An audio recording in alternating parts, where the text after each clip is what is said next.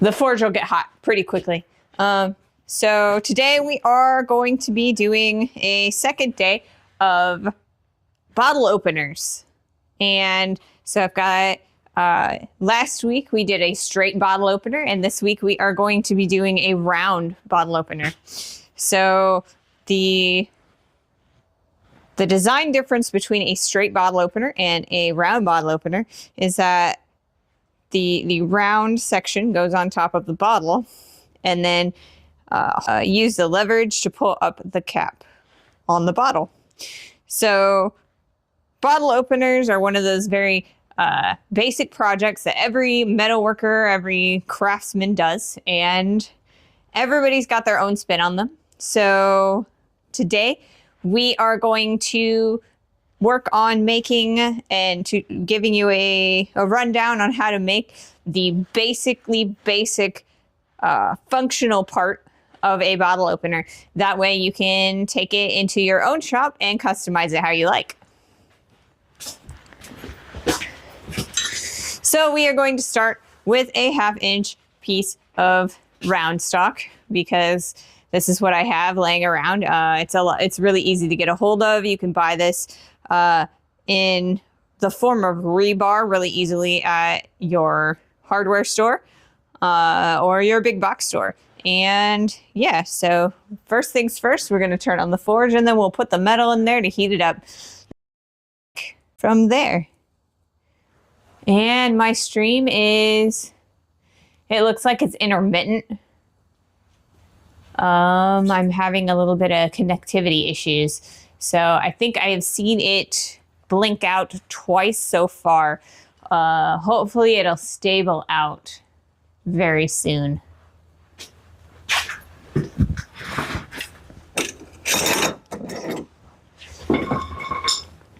Today we have a special guest in the shop. My partner is here doing some promo stuff.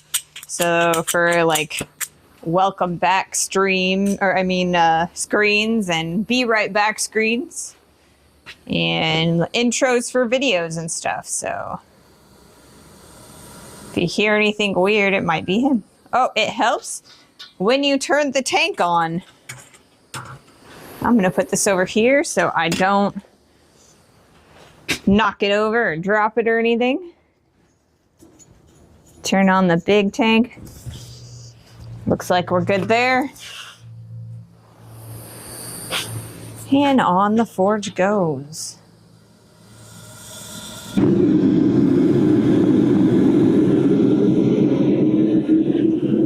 Turn off the little gas. Alrighty, here we go.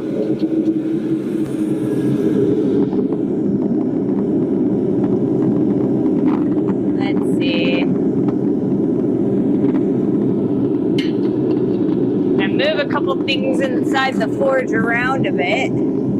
Should always do this before you turn on the forge, but today we were a little bit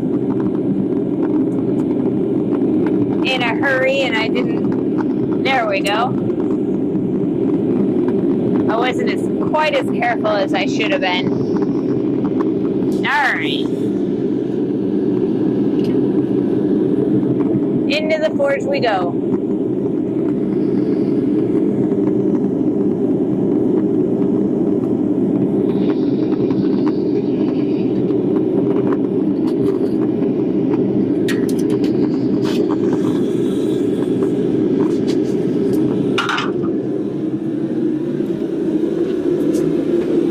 Like I'm gonna have to restack my bricks a bit.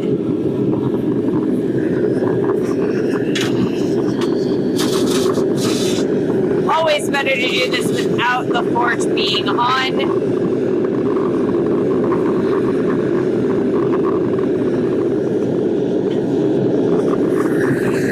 But you'll get to see something fun and new and that I haven't shown before.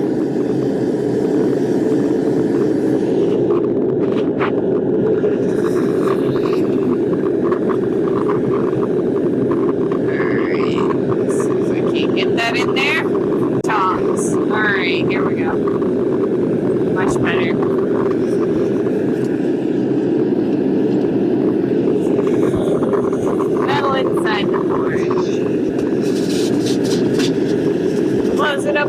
so that we can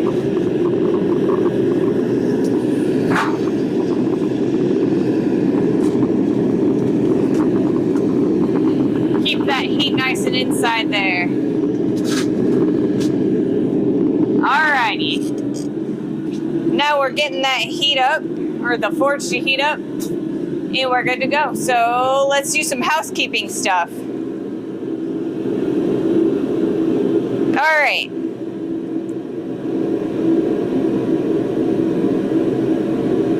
So it looks like my stream is really intermittent right now. Not sure that I can really control that right now, but we'll do our best. So today is our last stream before Christmas, so we're going to be doing the bottle opener, and then our next stream, which is scheduled to be Wednesday, we won't be streaming because I will be with family celebrating Christmas. So on Friday, I'm going to say that I'm not going to stream, and then if I do decide to stream, it will kind of be more like a surprise stream. So that's how I'm going to treat it right now. So plan for no stream, and then I might end up streaming a little bit if we get home relatively early and I'm feeling like it. Sometimes after travel, it's pretty, hard, and I get kind of tired and stuff. But hopefully we won't have that as an issue, and I'll be able to stream. I need to put on my apron.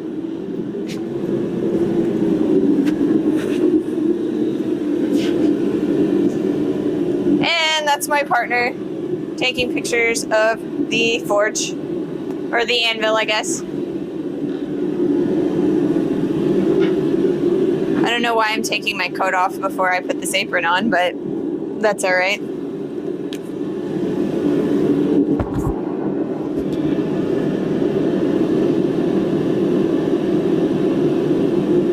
I think we're all right.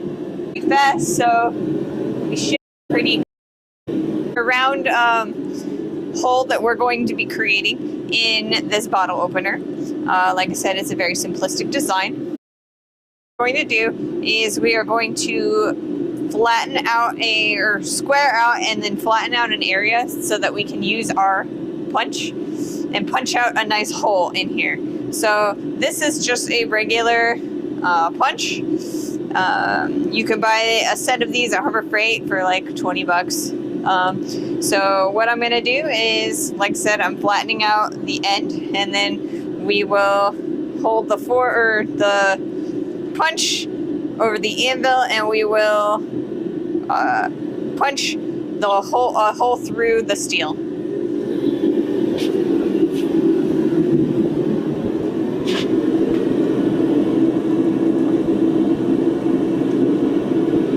You can move some of the other stuff over there so you don't have to walk in front of the camera if you'd like.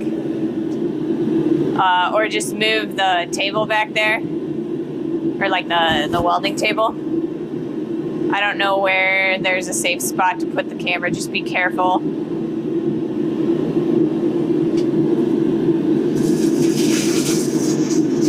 That way you can walk behind it if you don't want to walk in front of it.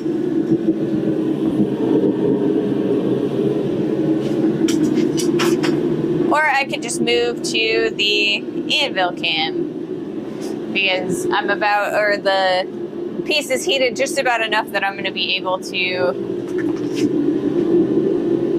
work. So I'll do my best to make a smooth transition on this anvil cam. And I see that I have one viewer now. Welcome in. Thanks for coming. We are making a bottle opener. So this is the bottle opener example that we have. We have a piece of round stock that is in the forge right now, heating up. So our first step is to square off the end of the round stock. Right now we have the round stock here, and you can kind of see where this one was made with round stock. So I hammered out the round profile to square it up. It's a lot easier to work with a square material than a round material. But I wanted to show that it's pretty easy to use whatever stock you've got lying around for a project like this. So yeah, like I said, squaring off the round stock is our first step. So I am about to pull the material out of the forge and we'll start her up.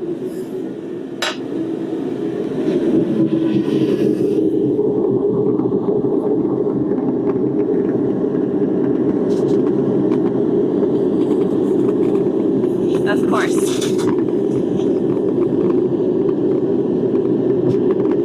I lost my material, it rolled around.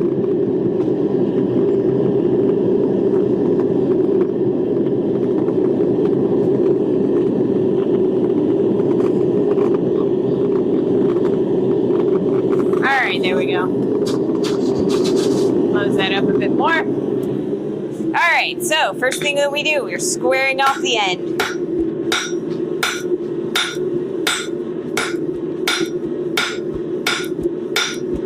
So we've got a nice flat on this side and the opposite side. So we're going to turn that stock 90 degrees and we're going to try and keep the flat sides that we just created perpendicular at a right angle to the face of the anvil. And because it's kind of a perpendicular, it's not really, or it's like a parallelogram, it's not really a square necessarily right now, where I'm gonna kind of try and correct it a little bit. We got to be really careful because we want that to be a square and not a parallelogram, because when we go in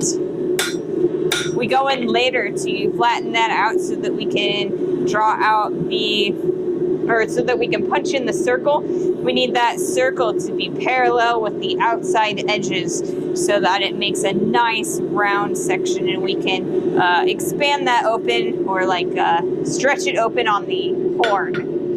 So I am going to put this back in the forge and heat it up again, and we're going to continue to square off the end of this round piece of stock.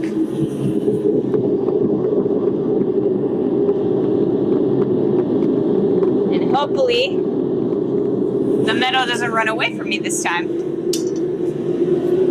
And it looks like we got some scale on the top of the anvil, so we're going to get rid of that. And we're good to go.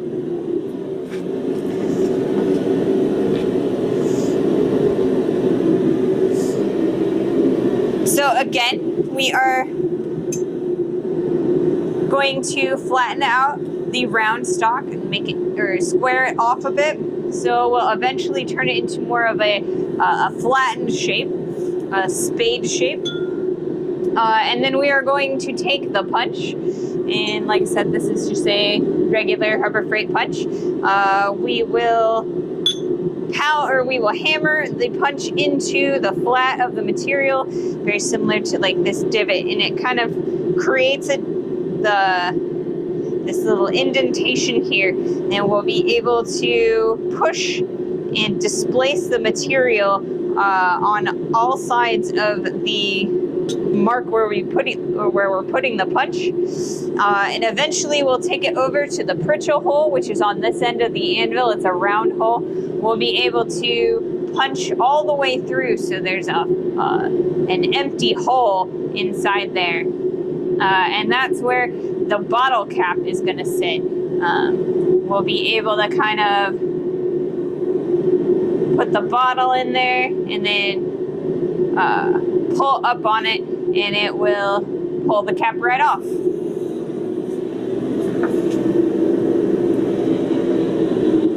Welcome in, welcome in. Getting a few more viewers. All right.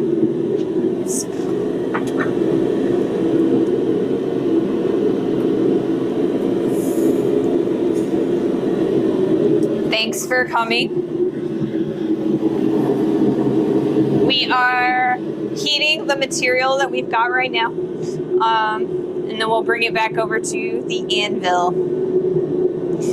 If you guys have any questions about forging or me or anything about what you're seeing, let me know if you can actually hear. Can you hear? Am I muted? It doesn't look like I'm muted.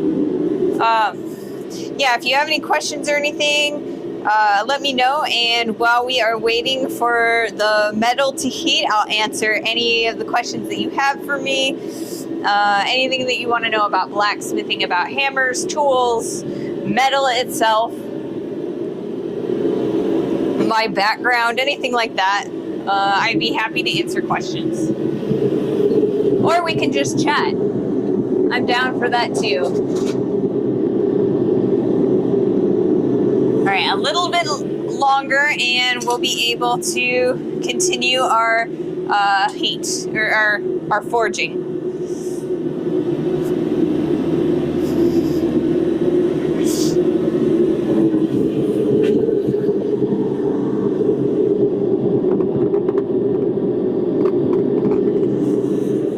Okay, so we've got a decent amount of heat and we're continuing to flatten that out, square it out, so that we've got a good area to work with.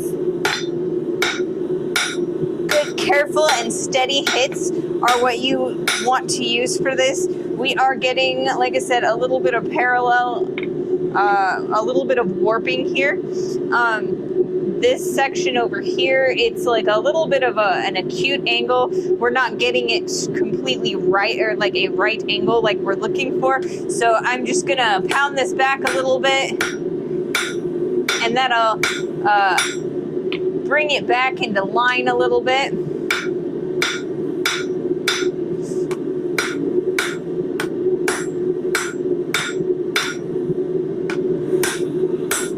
And we are hammering on all four sides to kind of square that up and make it all nice, true, and flat so that we're able to work with it. So I think I've got a pretty nice square shape that we can work with. So the next thing that I'm going to do is kind of isolate this like end here, because I really like to pinch in the back of my I like to pinch in the back of my bottle openers first, so that I get a much more round opener. So that's going to be our next heat. We're just going to hang the material off of the edge of the anvil and hammer it, shoving the end over the anvil, so it will push in a right angle divot inside of the steel, and that will kind of give us a little block of steel that we can work with. We'll be able to push that out and punch through it.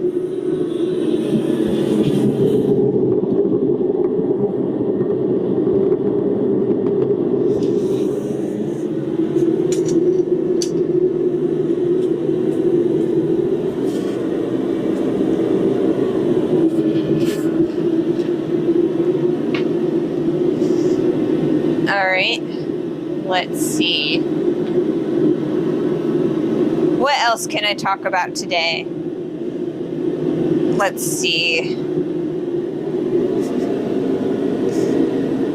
Doesn't look like I've got any questions yet, so I guess I get to come up with something to talk about. Let's see. So, a good way to hold your hammer, and I know I talk about this a lot, but yeah, a good way to hold a blacksmithing hammer is most of your force is in your pointer finger and your thumb, and you hold real nice and tight with those two fingers, and then you keep the other three fingers of yours loose. And the reason you want to do that is because when you're hitting or using a forging hammer on the anvil, there's a lot of bounce back. So the hammer will bounce back into your hand, and it allows you to, or it takes away some of the effort that you need to pick up the hammer every time you drop it down. So it kind of pops back up and it gives you a little bit of a rest. So you want to keep your fingers nice and loose so that you can catch that hammer as it bounces back. You're also able to, with a hold like that, you're able to whip the hammer a little bit. So as you are dropping the hammer, if you bring your fingers in closed a little bit, still keeping them loose, but if you close them a little bit, you can actually get a tiny bit more power in each strike. So that also helps with a strong and accurate hammer blow.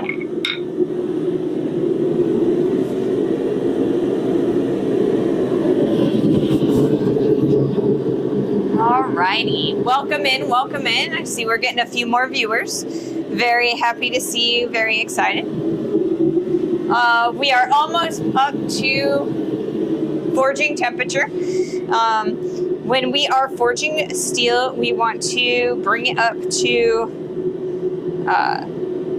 the way that you can tell that the steel is brought up to temperature is the color, right? When you look at steel, it's kind of got that nice black color on it. And this is cold steel, right? So as the steel heats up, it starts changing colors. It goes from like a cherry, or it starts going to a cherry red color, and then it goes through the orange spectrum into the yellow. And what you're looking for is a really nice bright yellow. Closer, and it starts going to closer to a white.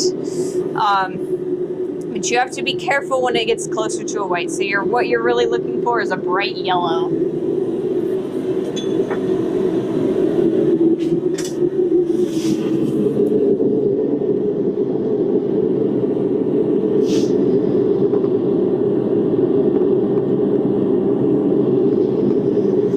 All right, so here we go.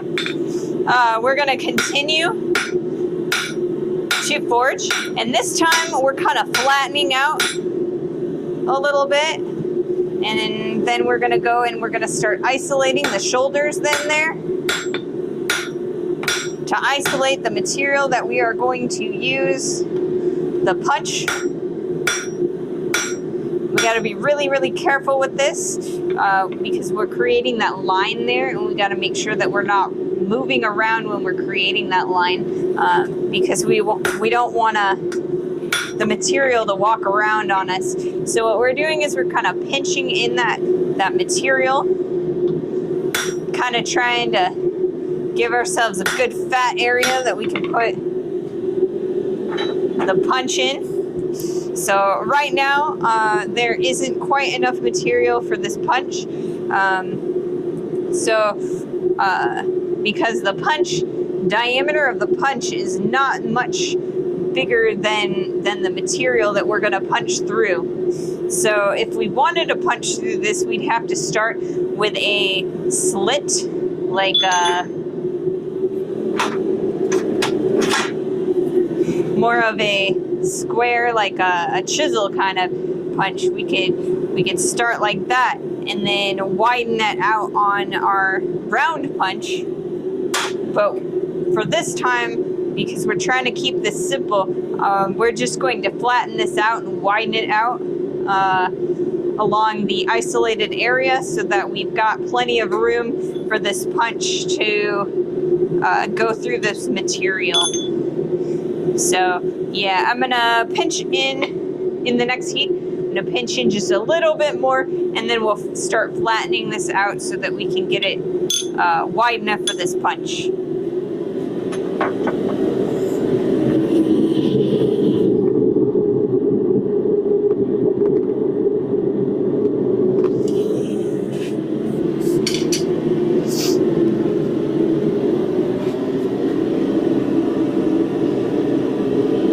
Hello, welcome in. Like I said, if you've got any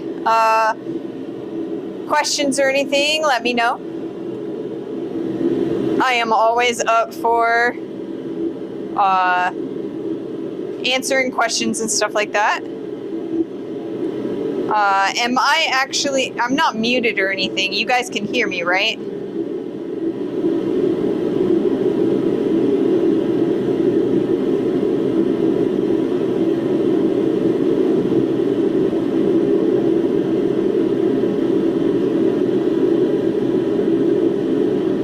I hope you can.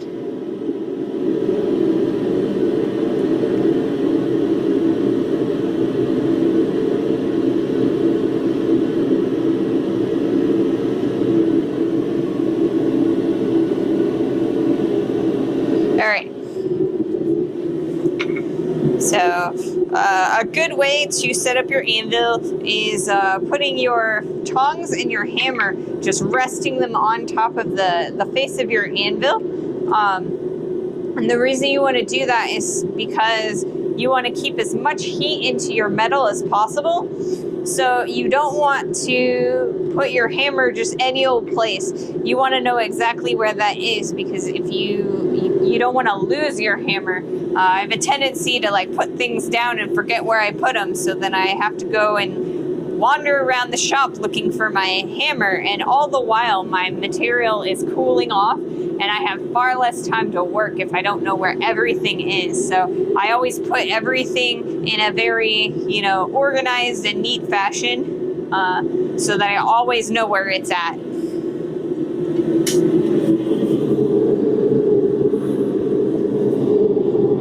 All right, so back to the anvil. We are going to continue isolating the end of this material, pinching in the back a little bit. So see, we've got like a little pinch in there, and it widens out into a more of a parallel flat section right here. So I'm pretty happy with that pinching.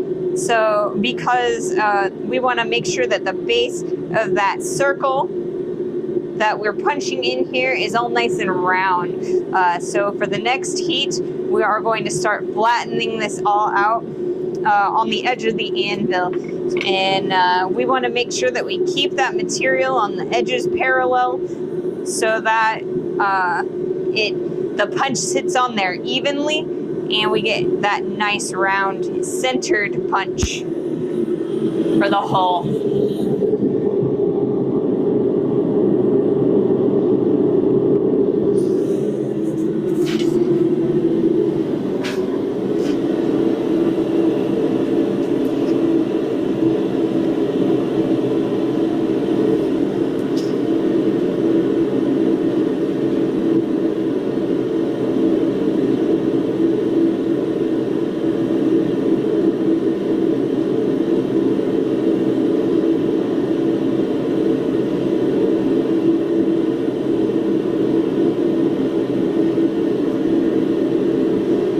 It looks like my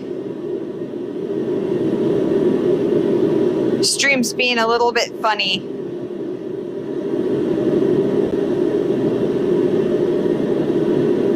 So I have a stream monitor on a different phone, so I'm trying to, it looks like it kind of froze, so I can't see any of your comments right now. And so I'm going to have to restart it. Is this not the right program? This one.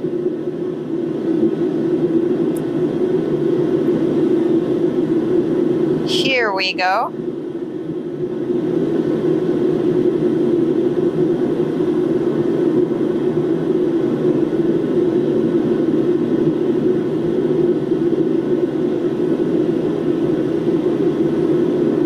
Okay.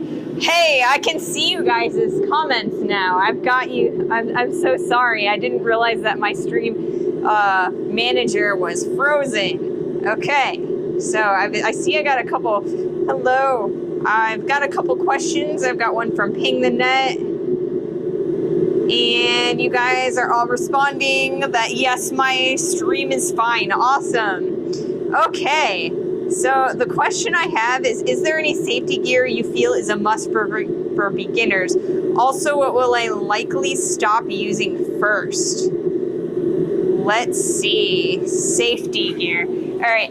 For this, I'm actually going to move the camera so that I can give you a little bit of a tour of the PPE that I'm using. So we'll come over here like so. That way you guys can kind of see me. Okay.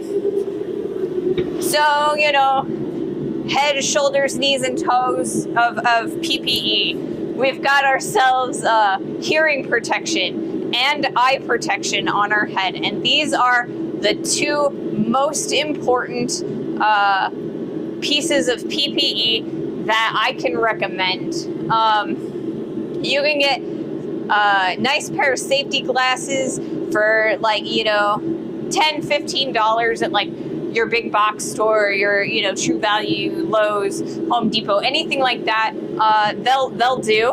And so like anytime you're using a hammer, you're always going to want to use safety glasses.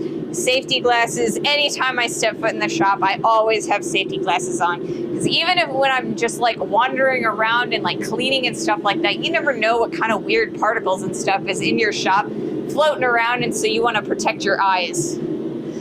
Hearing protection, air compressor, they're all so loud. I don't think I've actually turned on the air compressor since a lot of you have joined to watch the stream. So sometime in the next, you know, probably week or so, I'll probably turn on the press and we'll do some like larger things. And that's really loud. The forge can be really loud, so you really need to make sure that your ears are protected. The next thing that I'm going to recommend, the next most important thing is, and let me go grab it, a really good dust mask. Right?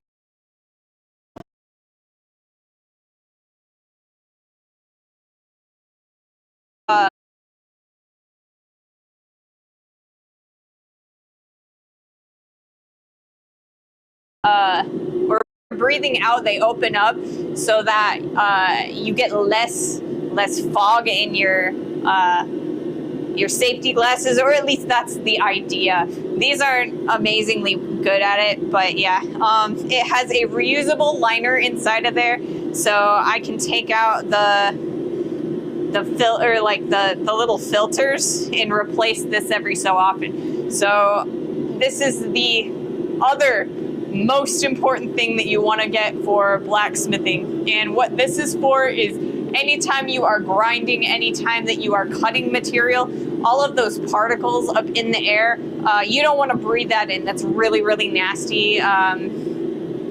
Anytime you're working with sand, anytime you're working with like sawing metal, you don't want to, or metal or wood, you really don't want to breathe all that in. Your lungs, you only have one set of lungs. You need to protect those.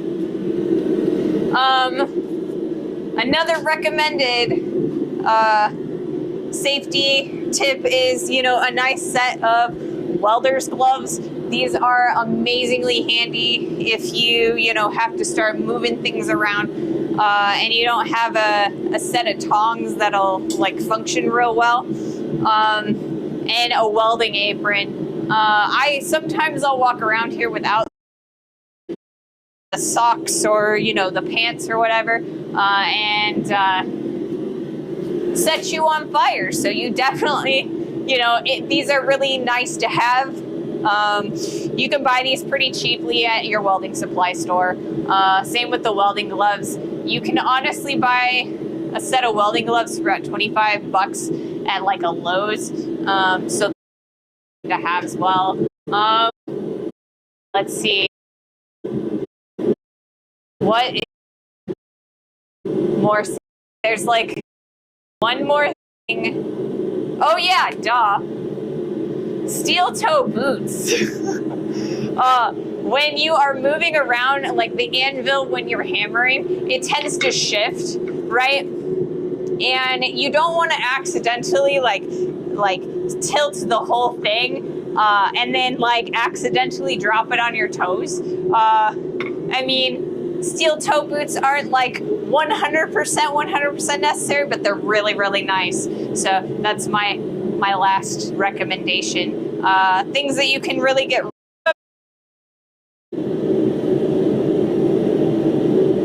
If you're being daring, maybe the apron.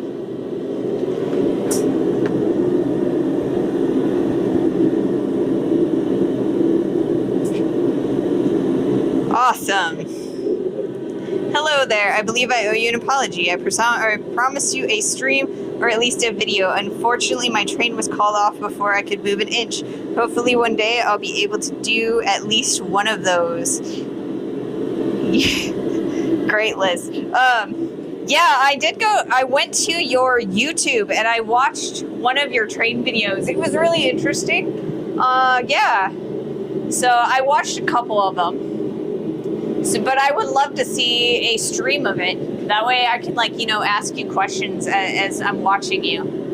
But I mean, work is work in real life. I mean, you gotta focus on your train. You don't want to make sure, or like, you don't want to like derail it or anything just because you're streaming.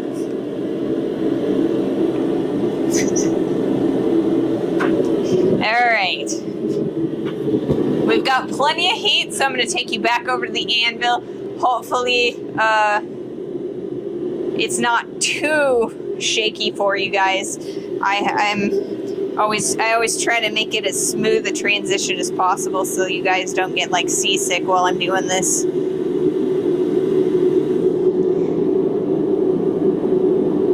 Here we go. Okay.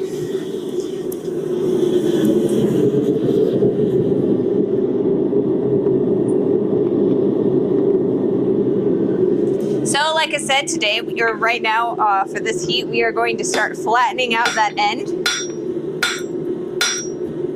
And by only hammering on the one side, you are actually expanding out in all 4 directions. And as you thin out the height, you are expanding the width and a little bit on the length. We don't want to expand the length too much, so we're going to be a little bit careful about that. It looks like I accidentally shelved that end a little bit, so we're going to try and straighten that out. But our goal is nice even hits because we want to evenly move that material in a nice rounding out way so that it will fit the chisel. So as you can tell, like, the diameter of the round stock is only a little bit thicker or like wider than the punch, and we've already taken a little bit and we've grown, or with a little bit of growth, so we can actually center that punch in there, and we'll have a tiny bit of area on either side so that we can get that hole nice and in there. So we're gonna keep going. We're gonna keep on flattening that out a little bit. We've got a little bit of a turn in there, so we're gonna correct that on the next heat as well. I wanna take that down another about half of this, so we've got double the material that I want to see there.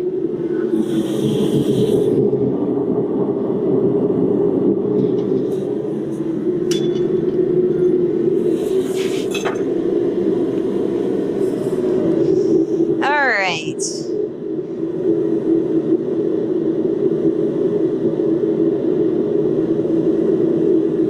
Not many more than a couple videos. Yeah, but the ones that there are like, they're interesting. I will definitely look out for when you go live. No obligation on when. Yes, definitely. We will look for you on live. I have followed your channel, so it'll email me when you go live and I'll be able to see it. If possible, will you answer your questions? But I do my streams like you do. When I'm moving, I don't look at the chat, but once possible, I look at it. That's a good idea, especially while you're driving a train. I hate it when I'm not on the move. Oh, I can understand that too. I really hate it when I'm just like, I don't have a lot to do, especially in this shop when I'm just hanging out waiting for stuff. So I have a tendency to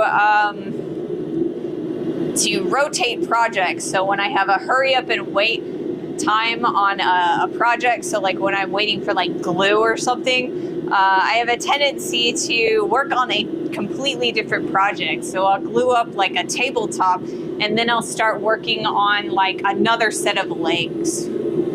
I try not to do that here because I like the time that I get to interact with you guys and talk.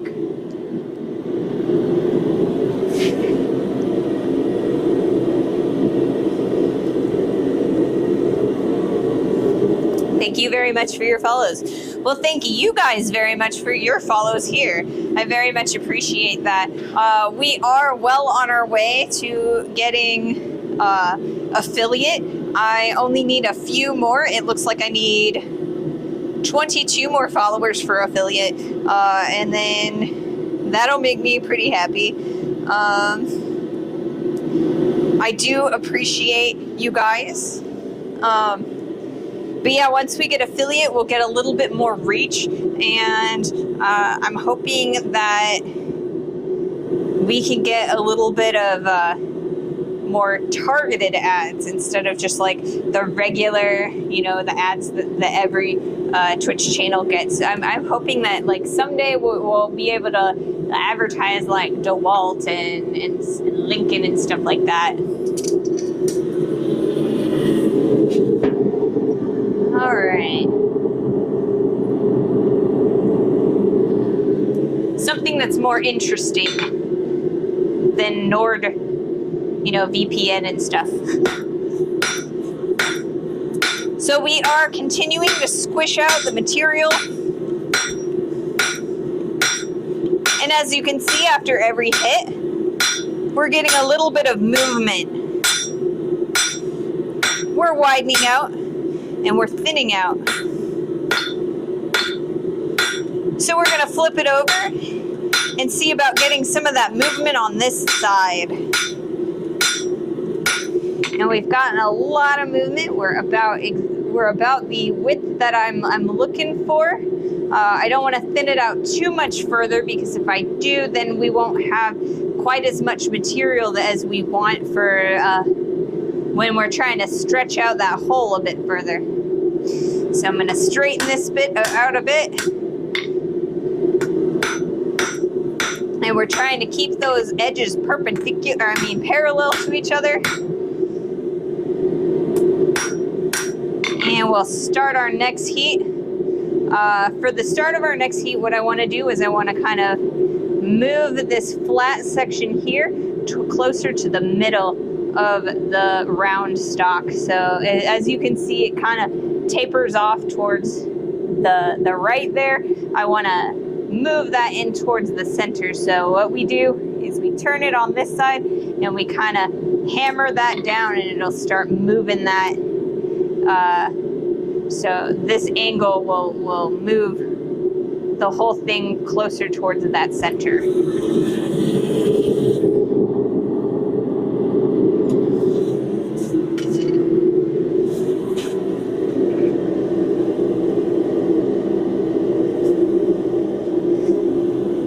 You know, I like the way you do your streams. You tell us what you are going to do, and you do it, and then it's question and answer time. I have a similar style. I say what we are going to do. We go there when possible. I look at what interests people that watch me. Yeah, I try to keep you guys really informed in the loop about what we're trying to accomplish, and so that you guys can, like, you know, look for what part of that you are interested in, and that you have a little bit of information to formulate questions about what we're doing as we do it. I find that it's a lot easier to think about questions when I have a little bit of an understanding about what I'm looking at. Oh, I would be so thrilled to get a tour of the train. That sounds like so much fun. I mean, I know that a lot of trains now are like diesel and fuels and stuff like that, but you know, I'm also really interested in that sort of stuff, like the engineering involved. I mean, are trains like steam powered anymore? Or is that like, not a thing anymore?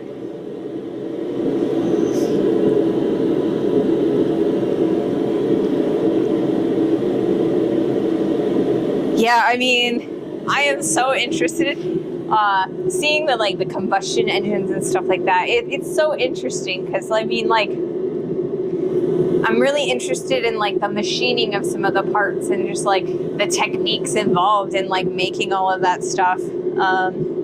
I'm very interested in like fabrication and like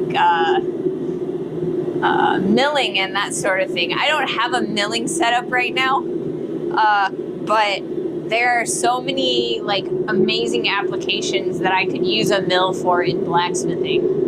It'd be so cool.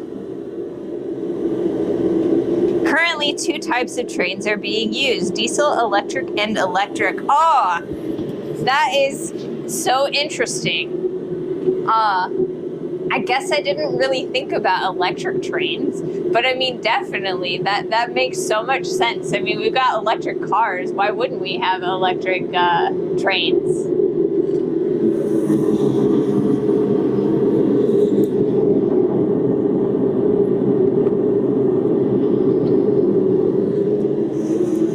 Okay, so like I said, we are kind of trying to straighten out our little square of material that we're using, so that we've got a nice surface, a nice area that we're going to be able to start punching out with our punch. So I'm pretty happy with the available material. So let's see. So the next step is going to be, I mean, look at that. That's gorgeous. We're gonna be able to get the punch nice and centered, and there's a lot of meat on all 4 sides. So we'll be able to stretch it out a lot. So for the next heat, what we're gonna do is we're actually going to lay the material on the face of the anvil, and then we're going to hold the material kind of with our punch, and we're going to look at it and make sure that it's nice and centered, and then we're going to pick up our hammer, but not this hammer. We're going to pick up our hammer and hammer right on top of the punch, and that's actually going to form a divot inside the flat area. And after every hit, we are going to pick up our punch, and we're going to look at it, and then we're going to place it right back down in the hole that we've created, so that we're not shimmying the punch around, making lots and lots of different divots.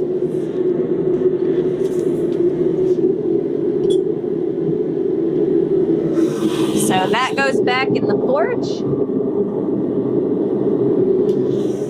And then I'm actually going to take this hammer, and we're going to put this one back on the rack. And we are going to look for the hammer that we were going to use, but it's in my house right now, actually. It would be amazing. Thank you very much. My partner is going to go and get my hammer, or my hammering hammer. So the reason, yeah. Steams are used too for 2 things: one, historical rides, and weight testing of bridges. Ooh, interesting. I don't know why you would, why are steam trains so much better at that?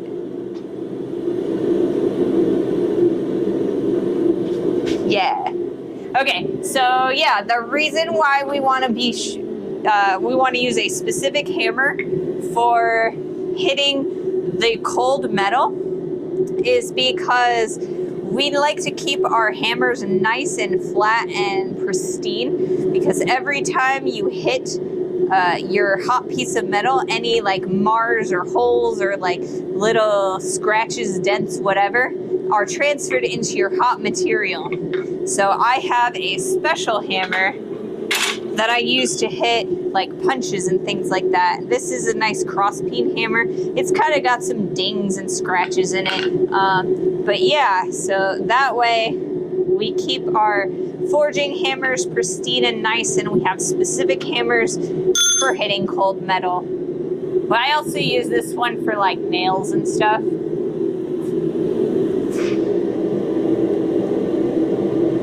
If you want a steam engine fabrication rabbit hole, check out Blondie Hack's channel on YouTube. Steams are heavier, thus better for testing. Oh, that makes sense, because I mean, if you're gonna use steam, there's gotta be like a water reservoir somewhere and like a whole bunch of coal and all of that. That makes sense that they are heavier.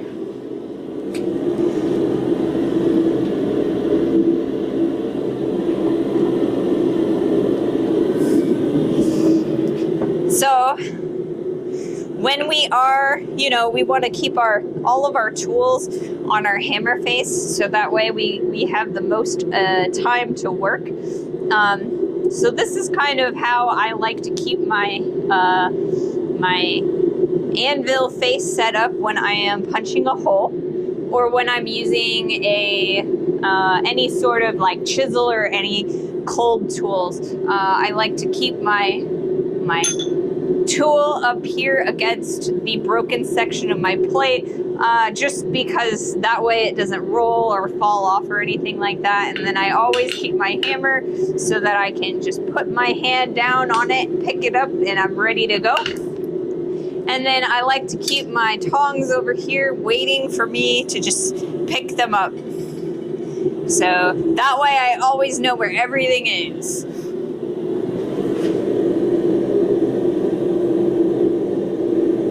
Maybe you'll make a train driver out of me. I don't know about that. I mean, it's so interesting, and I would love to drive a train more recreationally. I don't think I could make a job out of it though. You guys are amazing. Like the amount of hours you guys work. I don't think I could do that. Trains are always going, all hours of the night, all hours of the day. Such respect.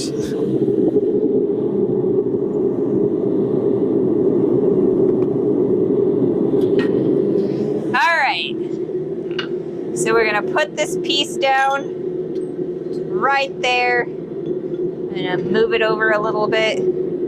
Got a nice flat area, and we're going to pay attention to exactly where we're placing this punch, and we're going to hit straight down on it. Now we're going to pay real close attention and put that punch right in that silhouette, and another hit. And right now what we are doing is we are establishing that area where we want that hole. We can actually, at this point, we can move that, the hole. It looks like maybe we want to move it this way a little bit. It's a little bit off kilter. There's a little bit more meat on this side. So I'm going to keep that in mind for the next heat. We've lost a lot of heat in this area because the punch itself is sapping some of that heat, and so is the anvil face. So yeah, for our next heat, I'm going to try and center up that hole a little bit better. I'm not sure if you guys can see. If I tilt that out around a little bit, you might be able to see the little silhouette of a hole that we've kind of made.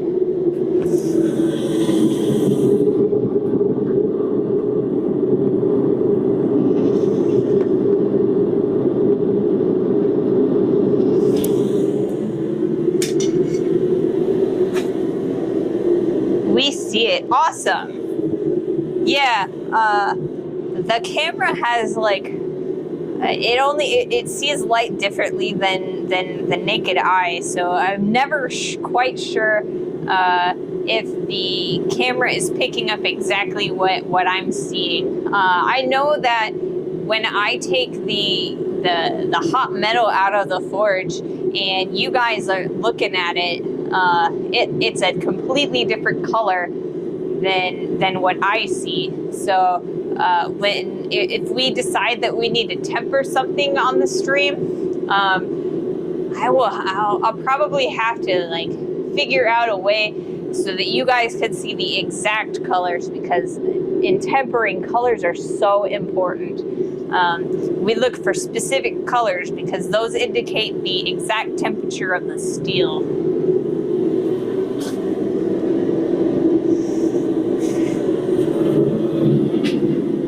All right, I'm gonna come over here to my desk and I'm gonna look for our spilled oil, because I don't know how that spilled, but we spilled a little bit of oil. That's probably not so hot. Okay, so a punch like this, it's like a hardened steel. It does have a temper on it, and that's kind of, we were talking about temper, so that kind of reminds me of what I need to talk about next.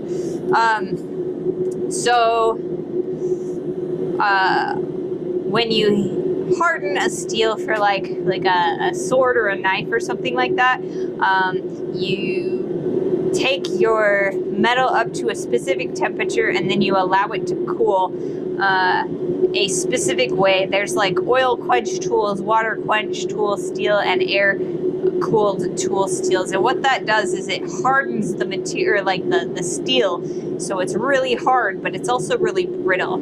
It'll hold its shape, its edge really well, but it's also very brittle. So what you do is you go back in and you start heating it up again, and you want to look for, so that what you're doing is you're actually softening that steel. So what you're looking for is a straw yellow. So because this is a hardened tool steel and it's got a temper on it, we want to make sure that we keep that temper, because if we don't keep the temper on the tip, we're going to get a lot of slop. It's gonna start, it's not gonna be a round hole anymore that we're making. It'll be like a weird wobbly. So you can always tell that you've got a softened end and a hard end. So this is all nice and well, it's not quite pristine because it's kind of old, but it's a lot sharper than this end, which is real nice and soft, and it's kind of mushroomed out from use. So that soft material kind of pushes back on itself and mushrooms out. So we want to make sure that that doesn't happen on this end. And so what we want to do is we want to cool that down as we are punching our hole. So we're using, oil. So I've got a container that I'm going to put some oil in so we can cool down our tool as we're going.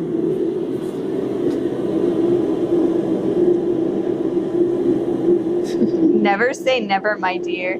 2 years ago, I didn't see myself behind the controls either. Haha.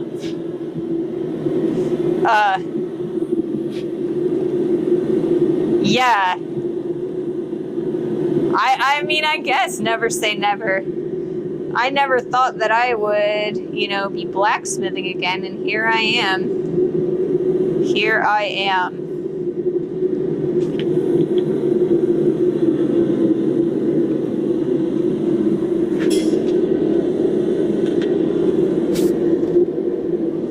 Alright, so we've got a nice container of oil in there. And so as we heat up the tool by punching, we'll cool it down using the oil in here. Put that over with my water.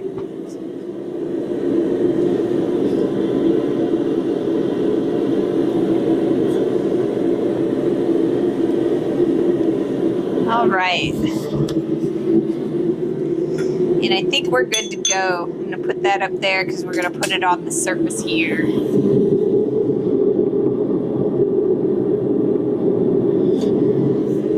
All right, let's see. just so. Move it so it's a little easier to go on. And kind of try and center it in there.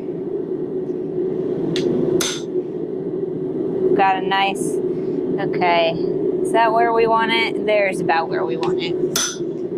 Okay.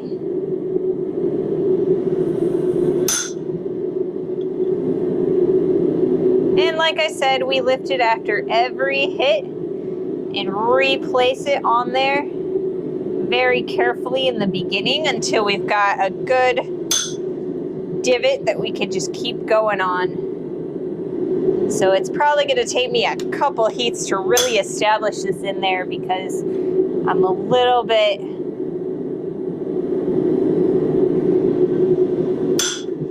I'm really careful on where I want to put that hole.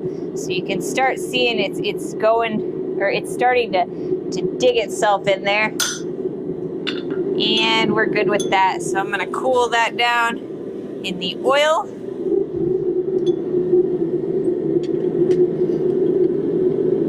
And we'll put that back in the forge.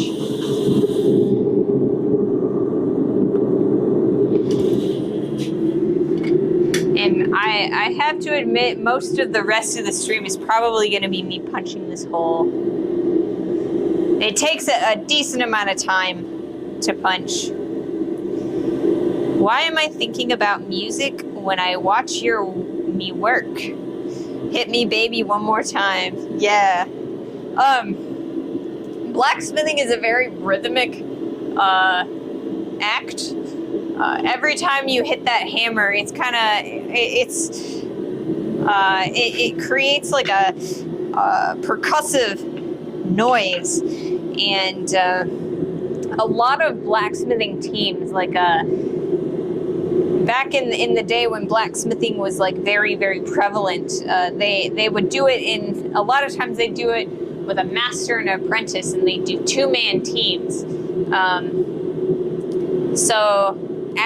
In order to like kind of sync up their hammer blows, they would kind of create like blacksmith music. So it'd be, you know, after every hit, your master blacksmith would hit the anvil once and kind of keep time for the apprentice. And then when he was using a sledgehammer, and it's kind of what they did before they had power hammers.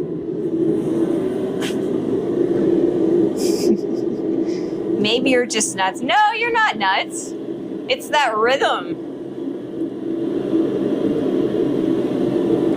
I'm always singing a song in my head when I'm blacksmithing. It helps me keep time.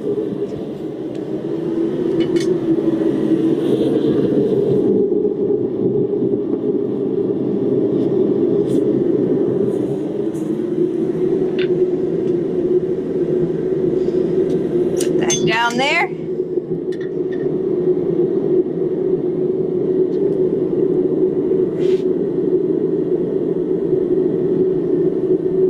Here we go. No! Don't roll off.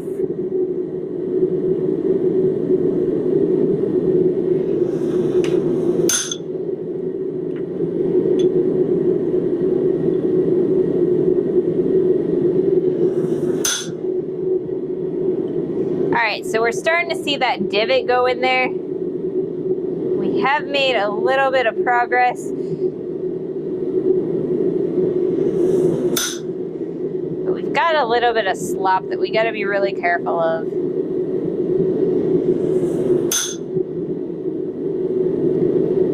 And that smoke that's coming off of there is the oil burning off from cooling that tool.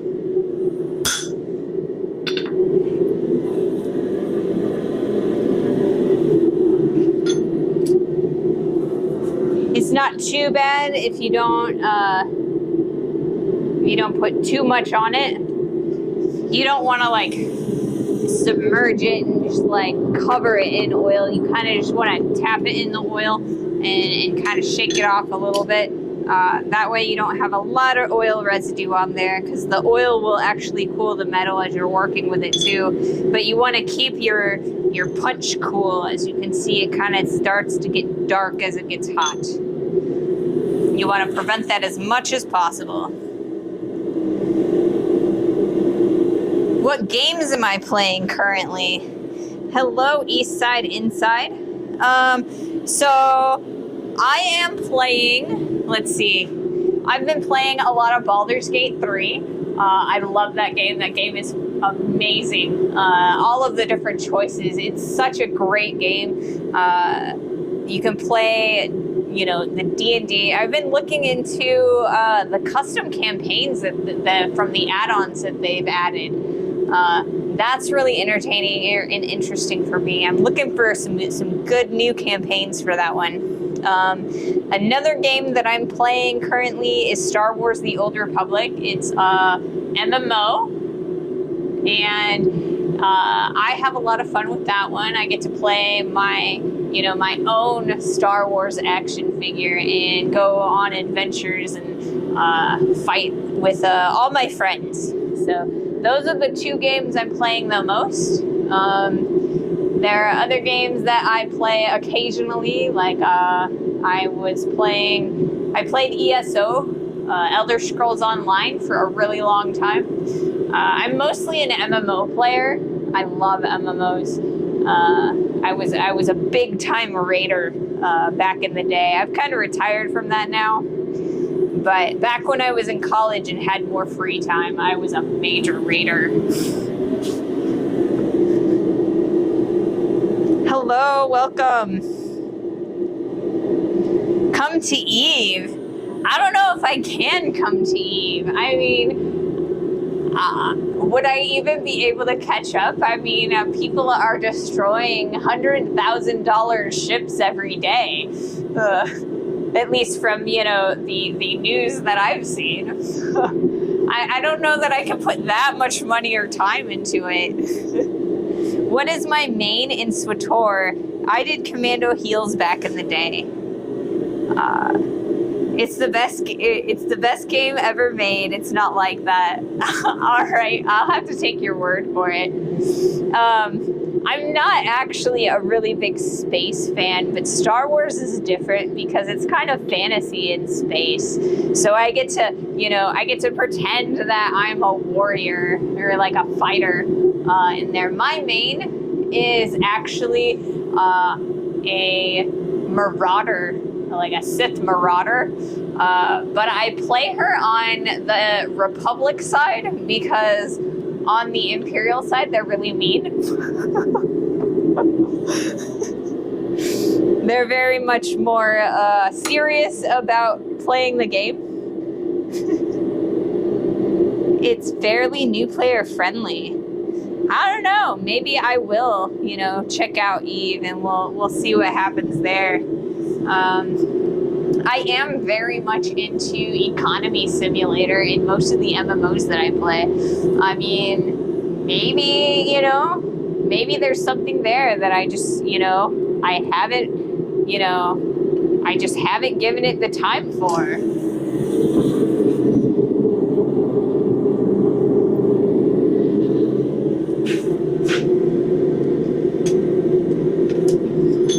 So we are going to continue punching this hole. Ooh, we got some nice sparks. That's always fun to see. It's also part of the reason why you want to make sure that you've got good PPE. Safety glasses particularly, because all those sparks are little pieces of metal that are shedding from this piece of metal, or this larger piece. And you can really injure your eyeballs by getting one of those in your eye. Whoops. And that can occasionally happen as well. I dropped my piece of steel. Oh no, it's starting to singe the floor. Woo!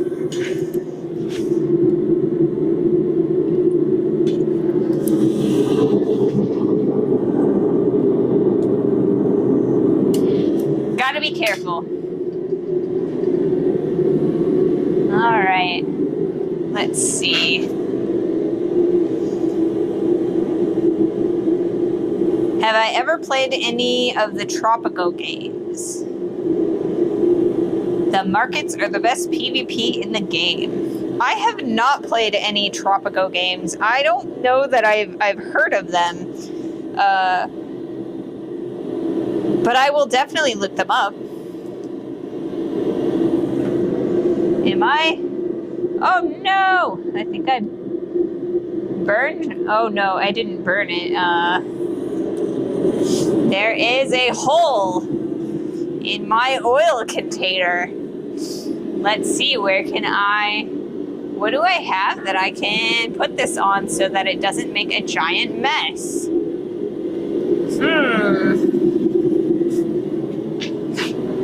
I've got a giant puddle of oil on my table over here. Oh no. Okay, well, I will put it right there for now. Let's see. Oh, a bowl? It's not that bad. It's just a little bit.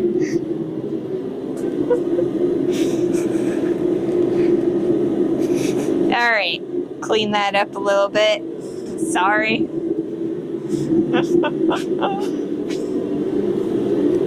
All right. We'll put a bit of sandpaper on there. It's kind of a heavy-duty sandpaper, so it should be fine. Hopefully it doesn't move too far, but I still need that oil to cool my tool.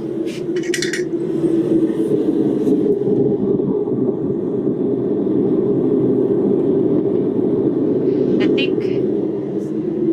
think my partner is watching.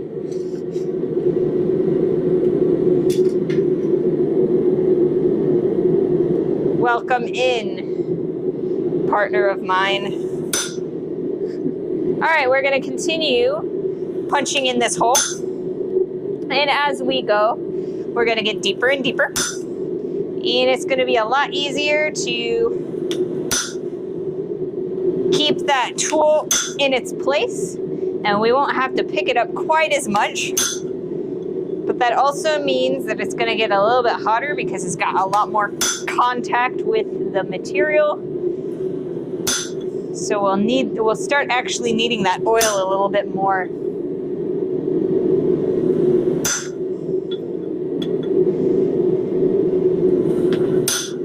And as you can see on the top there, it's actually starting to stretch and deform a little bit. And the reason for that is because as the tool goes down further and further, it's actually displacing and stretching that material. So we're not losing nearly as much metal as we would if we used a drill bit and drilled that. Always enjoyed the old real-time strategy games. I really enjoyed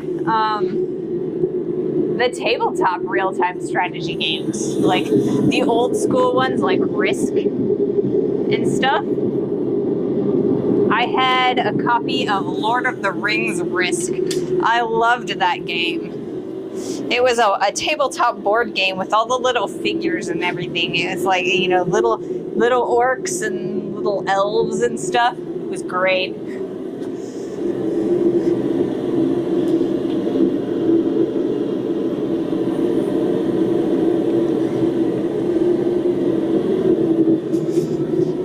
Quite a favorite of mine. I also really like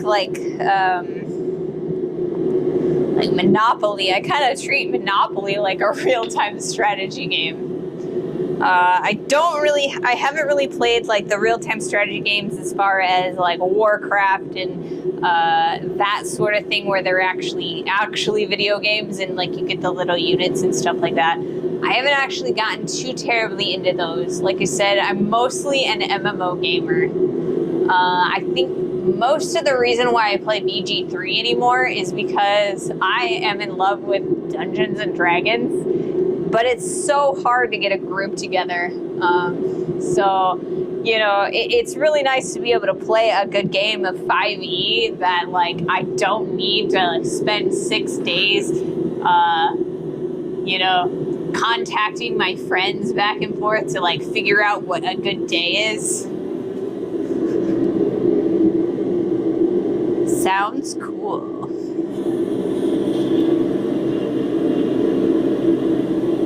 Yep. All right. Now we're cooking with gas. Or I guess, you know, heating with gas. We're forging with gas. The forge is getting real nice and hot, so it's taking a lot less time to heat the materials. So we're gonna get a lot more movement, a lot faster. Which is great because I'd like to get this whole project done today before I have to stop streaming. Like I said, I will not be streaming on Wednesday because that is Christmas. And Friday is kind of, I'm going to treat that like a surprise stream. If I get out, that's great, but I am not planning on it. It's kind of going to be like a, if I feel like it. And then I will be back Monday, a week from today, and streaming in earnest. And from then on, we will be streaming every Monday, Wednesday, and Friday.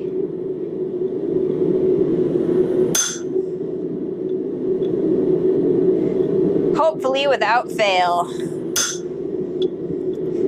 And you can kind of see that there are times where I am kind of angling my punch a little bit, and that is because I am trying to create a little bit more movement in one area or another. Like you can see that there's a little bit, it's a little bit more shallower towards the end over here.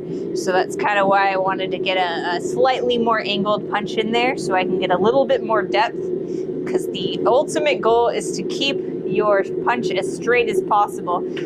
But in the beginning, I'm very good at angling the punch when I don't want to. So we got to be really careful there.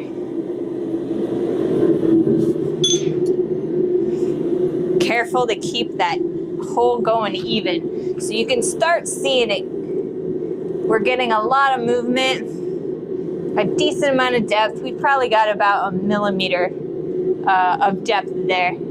And so we've got about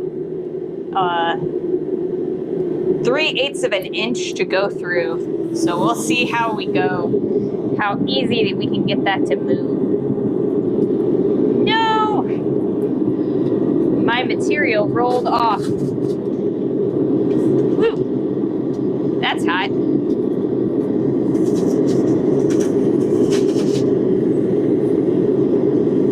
I can feel the heat radiating out of this forge. Try not to burn my hairs.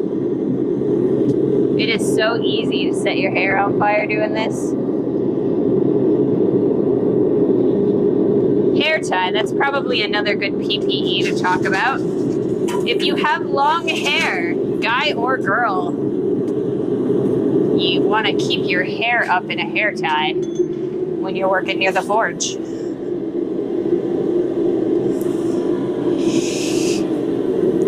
Incidentally, I don't have any hair on the back of my left hand because I burned it off. Hazard of the job.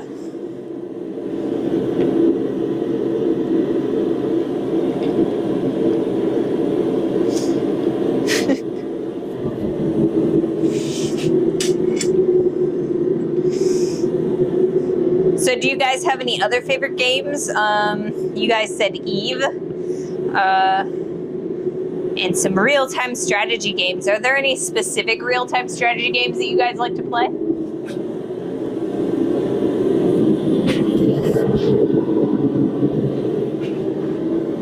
I think the only one that I really am aware, like that I really know of as a true real-time strategy are the Warcraft games by Blizzard. I guess StarCraft too, or like StarCraft is also a real-time strategy game. But I'm just not as familiar with real-time strategy. Age of Empires is a go-to for me. Ooh, Age of Empires. Like, I feel like when I was a kid, that game was kind of like an architecture simulator, or maybe it was just that I played it like an architecture simulator. I used to like build all the castles and walls and stuff like that in like the very first Age of Empires at school, no less.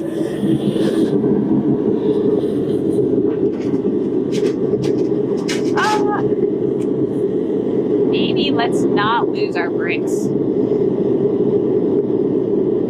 Alright. Close that up a bit more.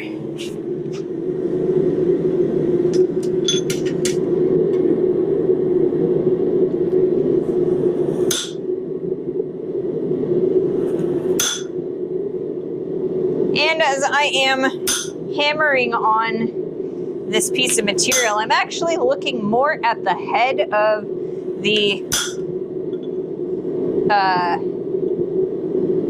punch than I am at the material that I'm working with.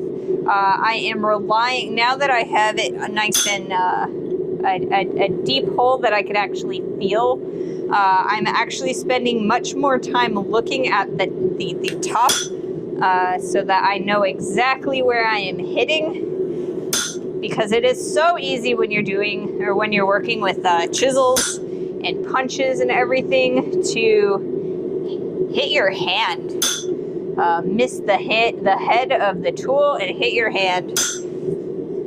The last time I punched a hole like this, when we were doing a set of tongs, I hit my hand like 3 times and I got a big old bruise and it hurt for a long time. It's all nice and healed now, so we're good to go, but good Lord, it was not pleasant for a while.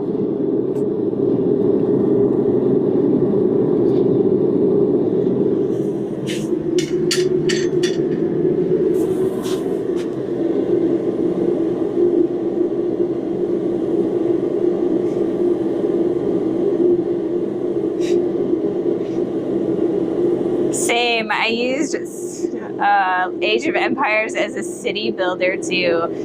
In terms of building my own maps, the first stronghold was great. I once recreated a battle of Helm's Deep in it. It took a while, but it was worth it. Wow, that sounds really elaborate. It kind of reminds me of the people that use like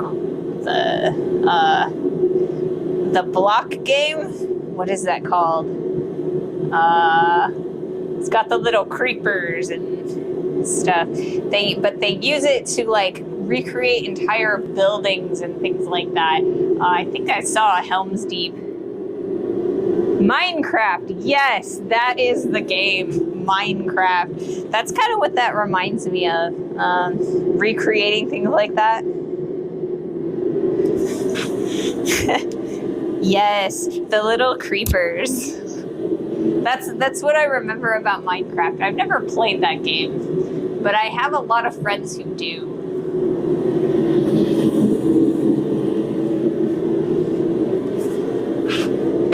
Oh no. Alright, I think I'm still good on my oil. I'm gonna have to start using it after every hit in a second here. Minecraft is digital Legos. Just picked up this hell game called Project Zomboid.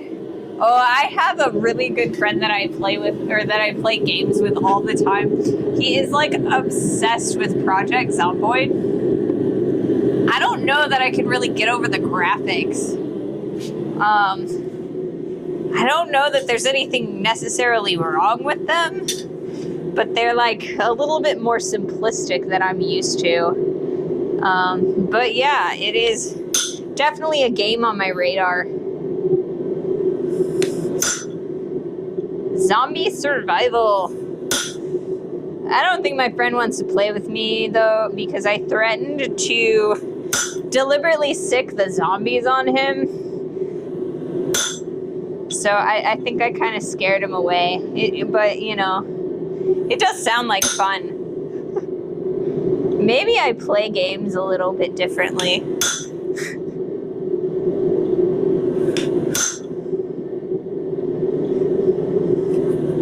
Hide my body in the closet and stuff after I die or get bit.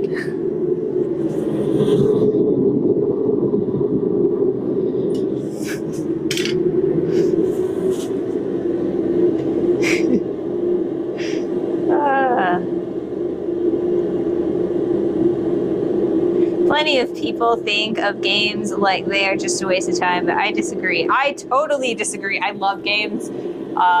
It's such cheap entertainment. An MMO, I pay $15 a month for an MMO, and I could play the entirety of the month, like 24/7, and I'd still be able to play for $15. That's insane.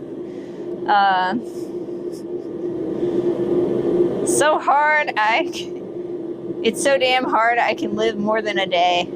Oh, and Project Zomboid? Yeah. I heard it was pretty hard. You can practice your tactical thinking and a logistical approach. I'll bet it is. I mean, I imagine that it's like straight up a survival game, so I mean, because like, from what I've heard as far as Project Zomboid is like, if you're using guns, like everybody always is like, oh, if there's a zombie survival, I'm gonna raid the gun store and get all the guns. But it's like, you use a gun and all of the zombies know exactly where you're at. I think I'd rather use a bow and arrow because at least it's quiet. Portal and Portal 2 are my favorites of all time. I have not played Portal. I understand some of the memes, like, vaguely, but I kind of feel bad because, like, I'll use the cake is a lie meme, and I don't quite understand the significance of it because I've never played it. I always try to, like, firsthand experience the, memes that I quote. Currently don't have a PC, but I got my hands in a good tower defense game. I'm working on my maps there. Nice. Oh, it's a mobile game. Yeah, there's a lot of really good games for mobile now, because there's so much more power in the Android and the iPhone than there used to be. Like, you used to get like Candy Crush and Angry Birds, and that's all you were, able to get with the power of a phone. But now it's like they've got like what is it? Isn't there like a StarCraft game on there? And there's like some League of Legends games and stuff. It's pretty neat. The original Zelda is my favorite. Zelda is amazing. All those nice Super Nintendo games. I used to play Donkey Kong all the time on Super Nintendo. Donkey Kong Country and Super Mario Brothers. I used to play Super Mario Brothers at the laundromat on a big stand-up video game or like gaming machine. So like I said, I'm continuing to punch in that hole, and you're starting to see a little bit of material warpage. That's because as I hammer down on this material, it's displacing the metal into the edges, and so they start to kind of balloon up a little bit. So you can see I'm starting to get several millimeters of depth in that hole. I'm probably about a quarter of the way through. So once I get to about halfway through, I'm gonna flip the whole piece over. Or actually what I'm gonna do is I'm gonna take it to the Pritchell hole and do a couple of rounds, and then I will flip it over and find where I have the hole. and kind of perforate it so that when I go all the way through, it'll punch right out cleanly, as opposed to kind of bulbously kind of like expand out in a very messy way.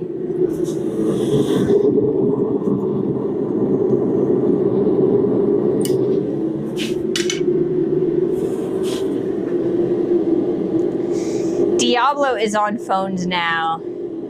Yeah, I heard about that when the other year with the BlizzCon, and they were like, announced the Diablo for the phone, and everybody's like, and everybody booed, and they're like, you guys have phones, right? That's kind of the meme that I think of. If I wanted to relax, I went for Duke 3D. Yeah, I never played Duke 3D. I knew that it was available and it was cool, but my mom was very stingy about the games that I'd get to play. 'Cause back then I was still relatively young, and my mom got to, you know, she was the one buying my games, so she got to pick out what I got to play. Yeah, the BlizzCon PR disaster. Yeah, I do still pay attention to BlizzCon a little bit, and some of the Blizzard games. I used to be heavily involved in World of Warcraft from probably 2000 and maybe 5 or 6. I played World of Warcraft, and I played for about 5 years. I was a world-class raider in Cataclysm, or towards the end of Cataclysm, and at the beginning of Pandaria expansions.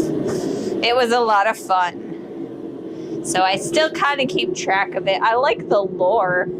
It's very entertaining and interesting, for the most part. But I don't play the game anymore. The community is kind of sad now.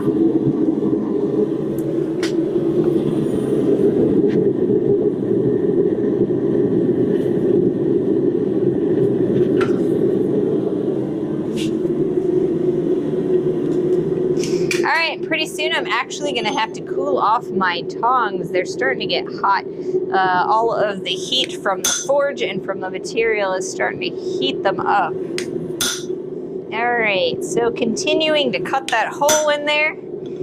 And for those of you who have forgotten why we're cutting this hole, we are, including me, we are making a bottle opener.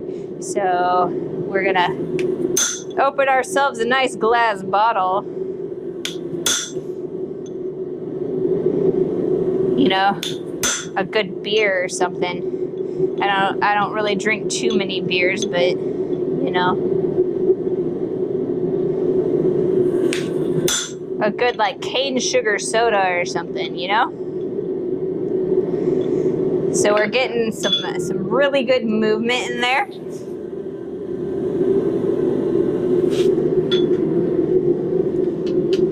If you look at that hole, we're getting a pretty decent amount of movement. I'm gonna probably tilt the punch that way a little bit. We don't have quite as much depth. We've got a little bit of slop on that side. We want to make sure that we cut that hole real nice and sharp, so that when we go over to the horn to expand that hole out, we are getting an even expansion. So what we're going to be doing is we're going to be stretching that material, and we want that material to stretch evenly. So the round section, like that, it'll stay nice and even. So that's kind of what we're looking at. We don't have quite as much material on this one yet, or as we did on this one, so it'll be a little bit thinner than this, but it'll be nice and functional.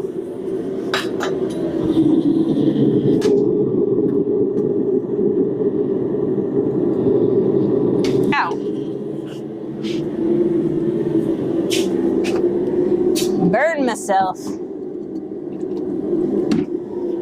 My tool rest is starting to get hot. Everything's starting to get hot. I always wanted to play the Uncharted games, but I'm not a console player. I'm hopeless with the controller. Please be careful. I will 100% be careful. But burns are a part of the job. You can't even tell. Like, I hit myself right there. It's a little bit red, but it'll go away in a couple minutes. I can't even feel it anymore. It's all good.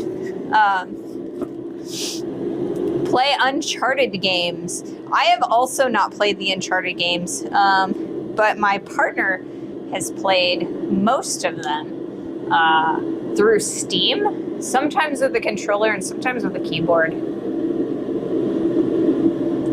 It's been like, I really like the fact that for Steam you can actually like bind your keyboard to games. I'm not very good with the controllers either, so I mean, I think it's a lot easier to play those games with the controller, but I'm just really bad at it.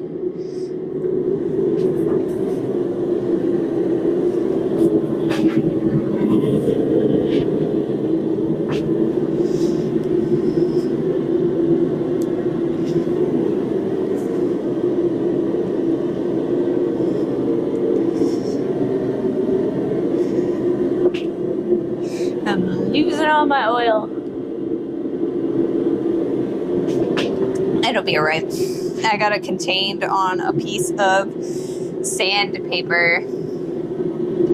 I'll probably have to use a pair of rubber gloves to pick up the sandpaper, but it's contained.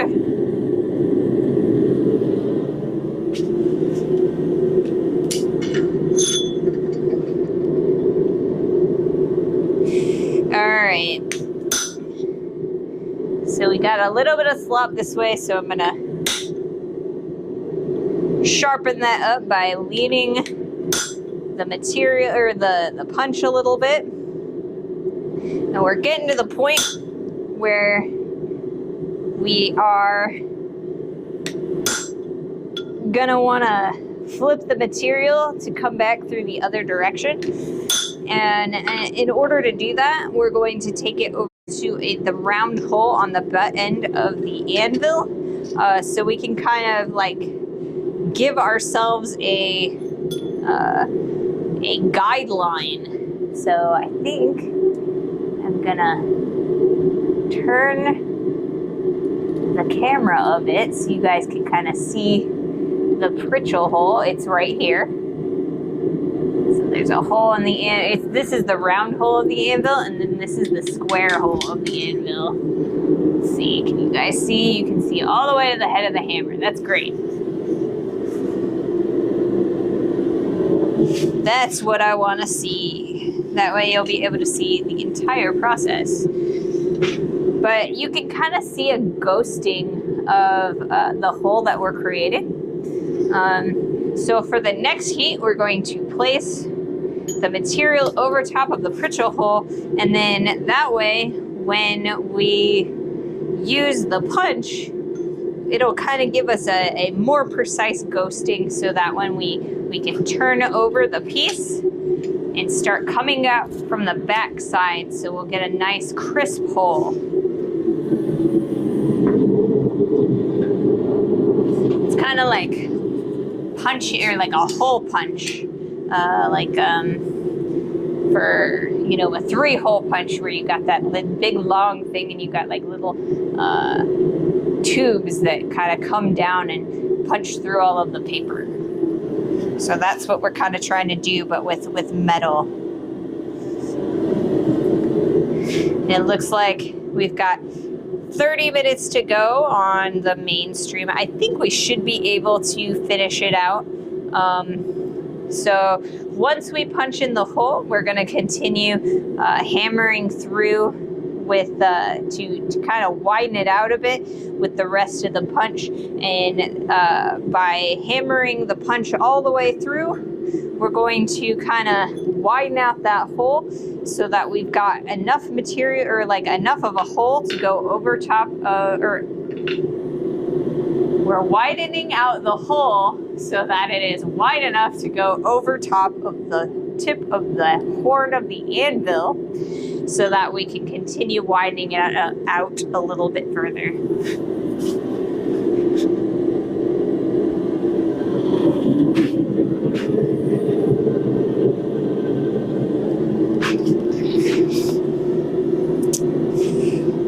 So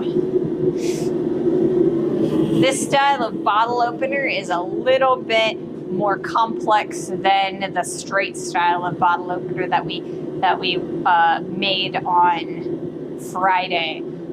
The straight style is the much more simplistic beginner way to create a bottle opener, and this one is a little bit more fancy.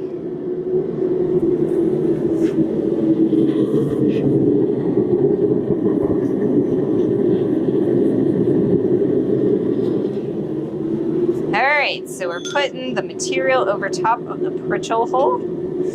We're gonna kind of direct it a bit with the tool, and we're gonna hit through that, and as you can see, we're kind of bowling it out a little bit. So we don't want to do that too badly, but now we can kind of see a ghosting of where that is. A ghosting, and I'm dropping everything.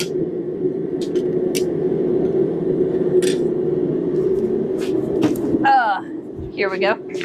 So now we know thereabouts where this material, or where the hole is started, so we should be able to just kind of hammer that back the other direction.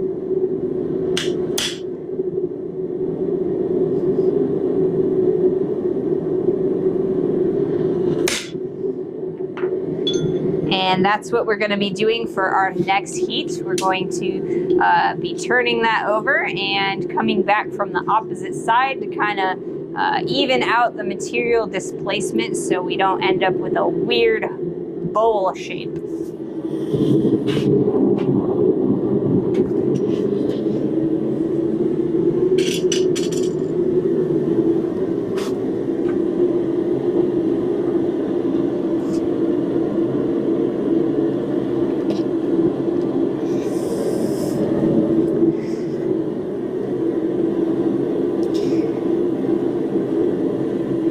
I have to go. Need to take my dog out for a walk. Well, thanks for joining us, Dark. I am very happy to have been able to have you here, answer all your questions and watch. We'll see you again later, hopefully. Maybe sometime next week. Have a great day. So see you later. Goodbye, good night, and if possible, Merry Christmas. Merry Christmas to you. Happy New Year. Happy holidays. Happy Kwanzaa. Happy, Hanukkah, all of that. Yule. Hopefully see you on Thursday. Okay. We'll see you about Thursday.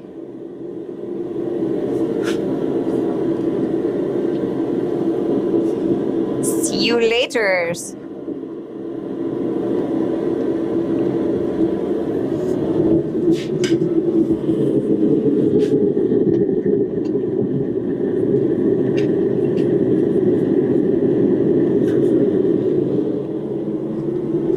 Alright, so we're back to the opposite side. We're gonna kind of look at our halo and find where that hole was started, and we're gonna hammer back on it.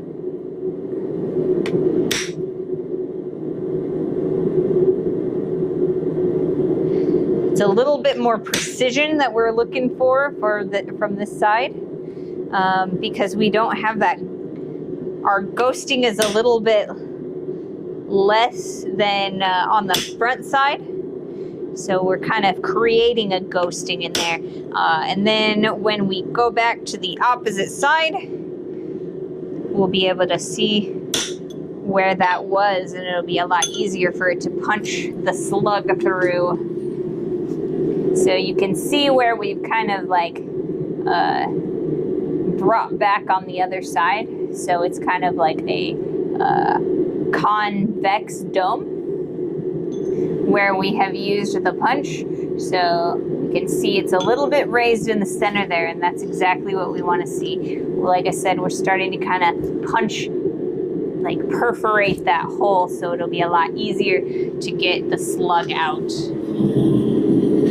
The slug is the little bit of material that doesn't kind of move out of the way. It's a nice little section of steel. I've got a couple around here somewhere. Let's see if I can't find one. And there used to be one on the floor. I might have swept it up. Looks like I did.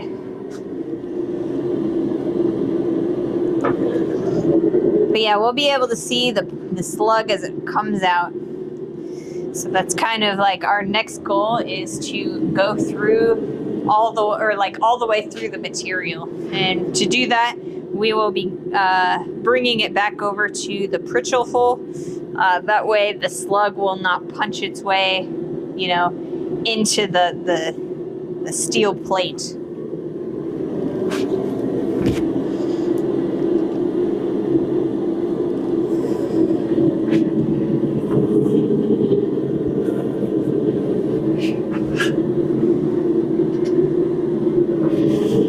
Getting pretty nice and warm in here. It was really, really cold earlier. But now with this forge going as high as it is, we're starting to get pretty toasty in here. Alright, so I think I'm going to go back on the back side for one more heat, and then we will start trying to punch through.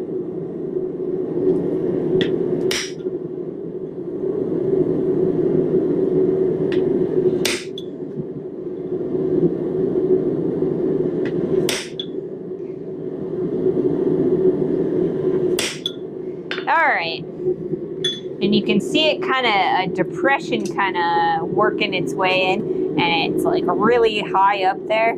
So we've stretched it open a little bit, so it's going to be a lot easier to kind of, because we've kind of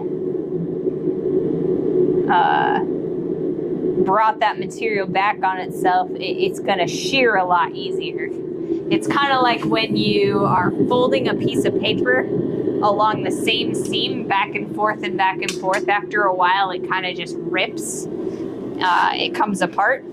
That's what we're trying to do here. We're trying to bring the metal back on itself to kind of weaken that bond at the very bottom, so it will punch through a lot easier with a little less more warping.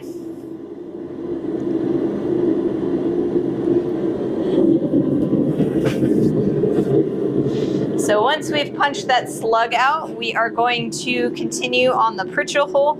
We're going to, every other heat, turn the piece of material over every single heat. That way we are getting an even stretch, so that we can and we're trying to stretch out that hole along the punch until we can't stretch it anymore with this particular punch, and then we'll take it over to the nose of the anvil horn and we'll finish our stretch there. Bring this over here, and we're starting to see a little bit of mushrooming there from using the tool. So that's very very common. The more you use a particular cold tool, the more you're gonna see that mushrooming on the end where you hit it with the hammer. Alright, so let's see if we can get this slug out. If I can line it up with the hole, that'd be great.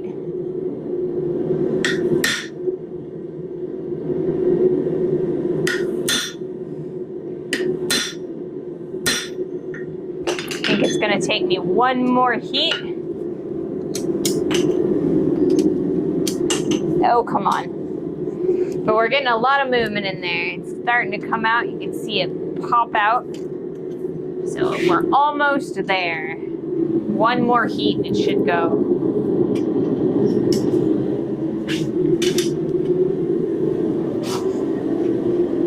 Okay, so this punch technique separates the metal more than it swages it apart, correct?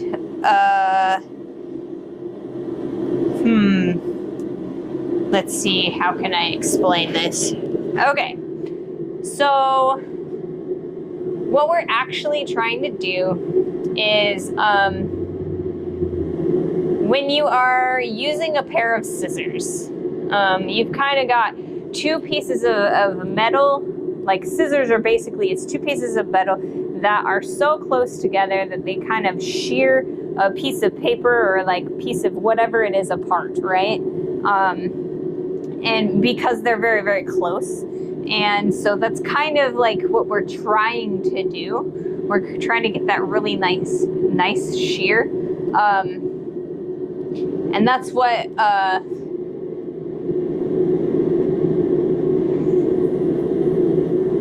that's like ideally what we're looking for, because ideally your Pritchell hole and your punch would match, but my punch does not match my Pritchell hole. But yeah, ideally you're supposed to get that nice like tight shear between the Pritchell hole and the punch, very similar to scissors. So it's more of a shear.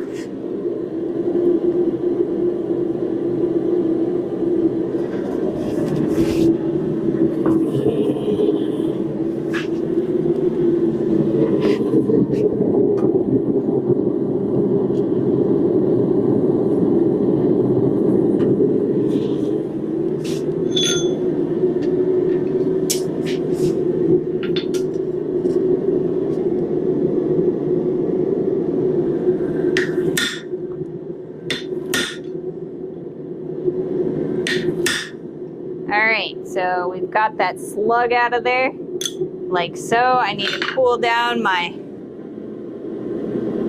punch. And then what we're gonna do, that slug, it's still a little bit attached. So I'm gonna hammer it a little bit there, and now it is gone. So we've got a full sheared hole. So that's exactly what we're looking for. So on our next heat, we're going to start on the opposite side that we sheared the slug from, and we're going to start stretching that hole, because right now we've got a lot more stretch and a lot more movement on this side, and we're kind of trying to even that out a bit.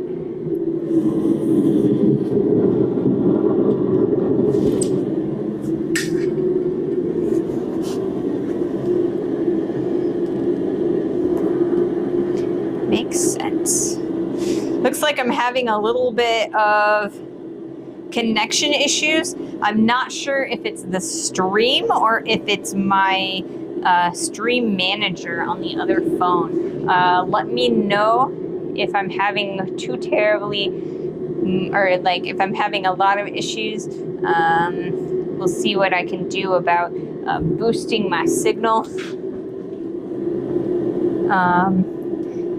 If I need to, I can probably finish out the stream and take your questions on the next stream to give myself a little bit more bandwidth for the actual stream itself. I don't have too long left. We're almost done with our piece. Hopefully that it's not too bad, and I can keep going on both chat and the stream, because I really like interacting with you guys. That's the best part of streaming. So like I said, we are turning this over, putting it over the Pritchell hole, and we're going to start stretching on this side. Kind of trying to give ourselves a little bit of movement. But we want to be really careful that we keep our punch nice and cool.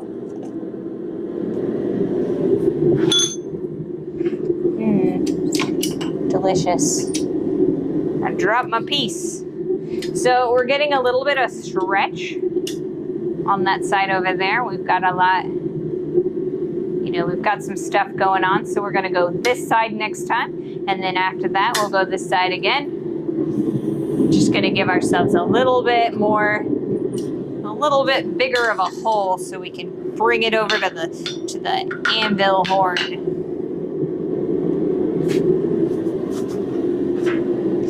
I'm gonna refresh my stream manager real fast so I can make sure that I can see your comments.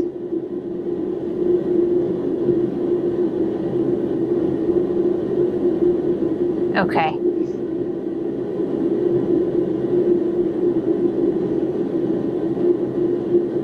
Cool. Looks like I'm seeing your comments. I don't see you have any comments, but it looks like it's, you know, it's nice and refreshed.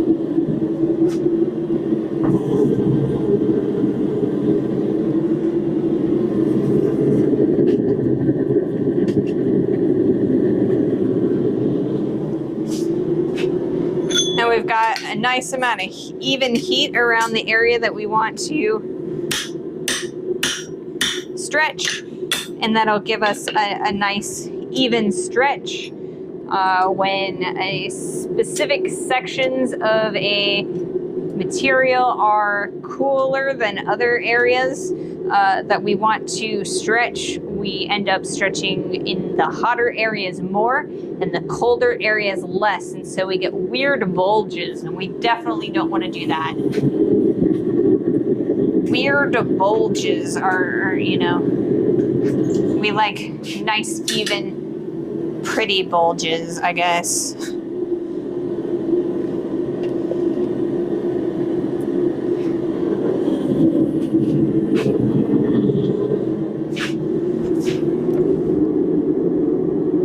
So, we're getting there.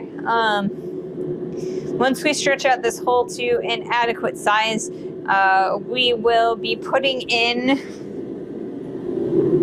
the lifting area. So we'll be using the punch again to create that divot like we did when we started that hole.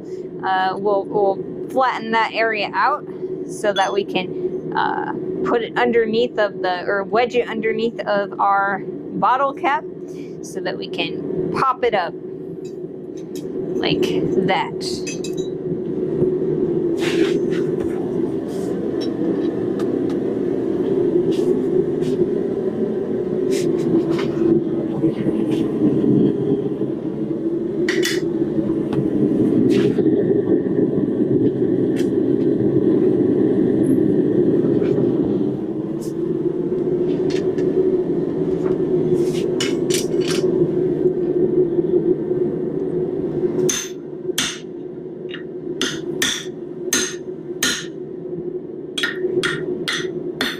Sometimes we've got to use the hammer to wedge the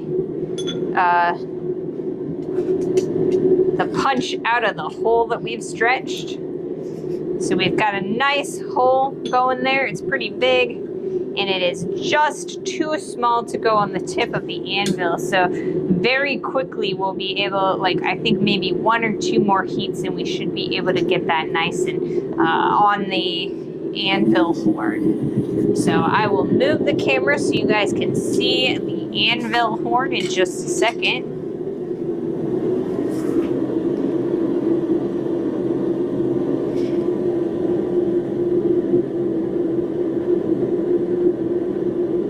If anybody's got any questions, I'm totally down to answer them.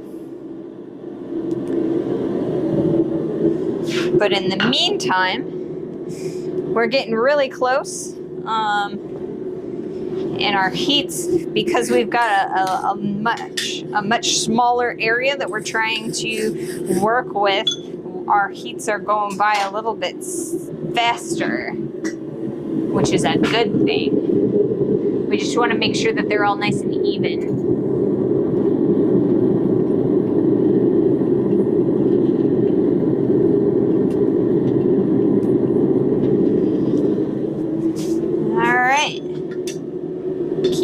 on, keeping on.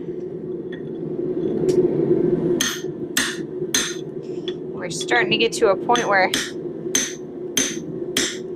the Pritchell hole isn't quite working as hard as we want it to. Or it's a little bit too far open. Yeah, I think we're okay. I do think we're okay. All right, now we're gonna hold it up to our anvil hole. We're almost there. Almost there. I just need to make sure that both sides of the hole, this side of the hole is a little bit wider than this side, so that's what we're trying to do. We're trying to correct that a little bit by stretching from this side as opposed to the opposite side. But I think on our next heat, we should be good to go.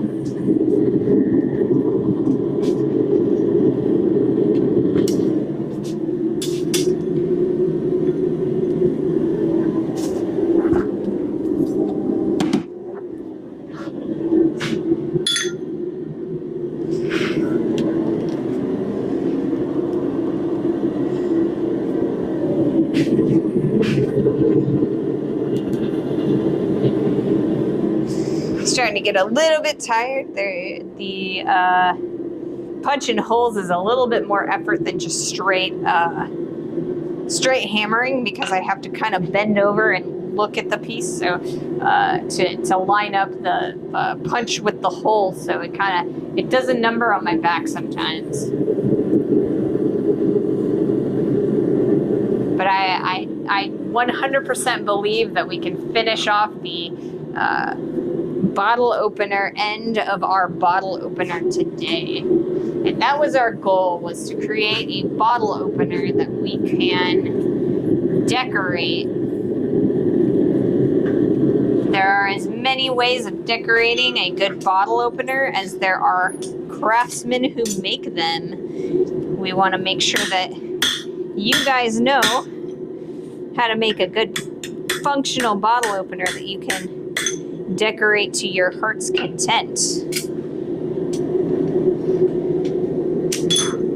We've got a nice wide hole, and it looks like it's going to go over top of my anvil horn very nicely now. So we are going to put the material back in the forge, and then we're going to reset our anvil again. We no longer need our punch because we have our hole big enough for what we're trying to do, and because we're not using cold tools, we can get rid of our cold tool hammer. So we're going to go back to our forging hammer. Trusty old hammer, forging hammer.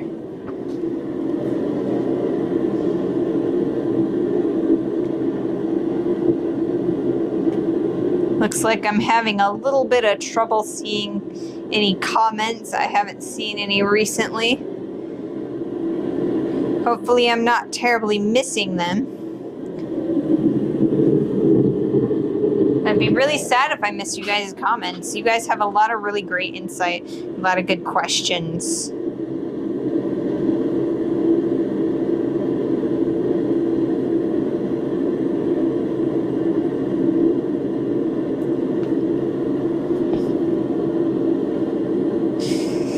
So we're going to be ending the stream in a few heats because we're almost done with this piece. If there's anybody streaming that you're interested in rating, please let me know. Give me their username and we'll see about rating them. And it should be a good old time. We've got a few people here. I want to, keep the love going.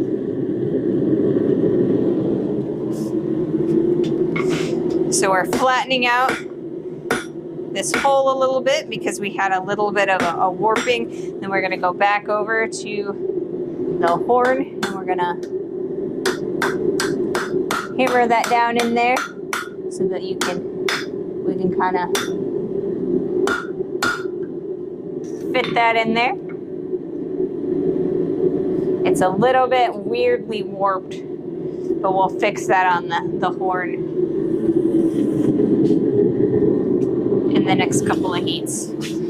So we're not using the pritchel anymore, but we are using the tip of the horn. So if I reposition, you guys should be able, you guys should be able to see it pretty well. Okay, that's the tip right there. That's where we're gonna be, the majority of where we're gonna be working is over here.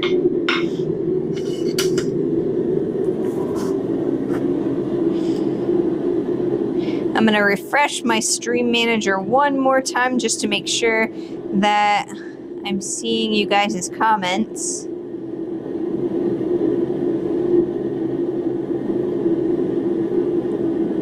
Hopefully you guys can see what's going on. And you can talk to me.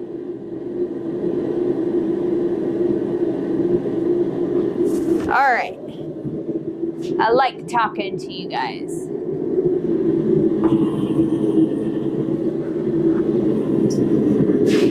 But I got some low bandwidth, so I'm just making sure that I'm not missing people's comments.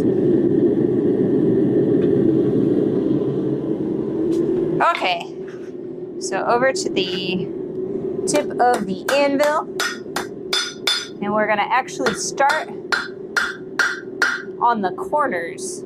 So you can see I've kind of like flattened that corner a little bit, and it's kind of, so we've got a lot of meat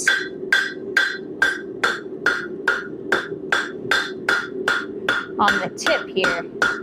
So that's what we're gonna like start, that's where we're gonna start stretching this hole.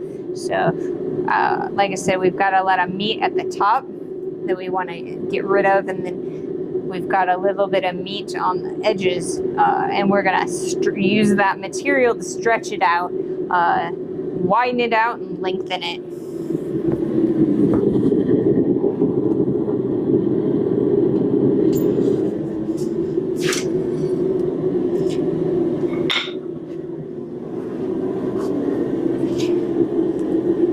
What is the next tool I am excited to buy? Let's see. Man, what is the next tool I'm excited to buy? That's a hard one, because I've gotten so many amazing tools in this shop that I'm starting to like whittle everything that I like, my dream tools, down to like the really, really expensive ones. So like I'm thinking things like a CNC laser cutter, or a power hammer, and you know, that sort of thing. A new shop building would be great. The floors in this shop are a little bit too thin to use a power hammer for, because power hammers have such consistent force that if you don't have a 7-foot thick, or like a 7-foot thick concrete slab that they sit on, they'll crack your foundation. So maybe that's the tool, or you know, the thing that I'm most looking forward to getting is a, you know, a good concrete pad that I can put a power hammer on.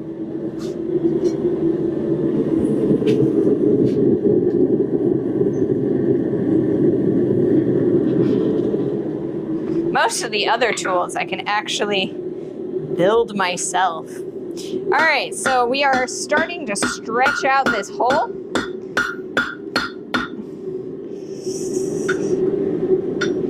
And round it out, round out the edges.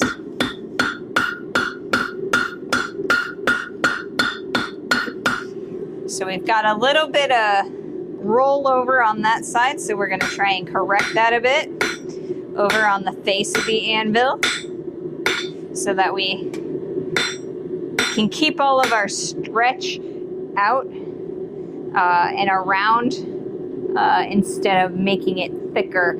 We want to make sure that we're stretching longer and wider as opposed to thicker.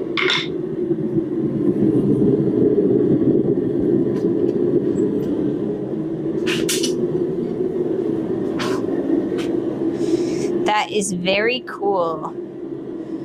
Yeah, so like I said, another tool that I'm really interested in is a CNC laser cutter. Those things are amazing. You can make an entire business all by itself with just a laser or a CNC laser cutter. So what they do is it's like you can design your pattern in a CAD program,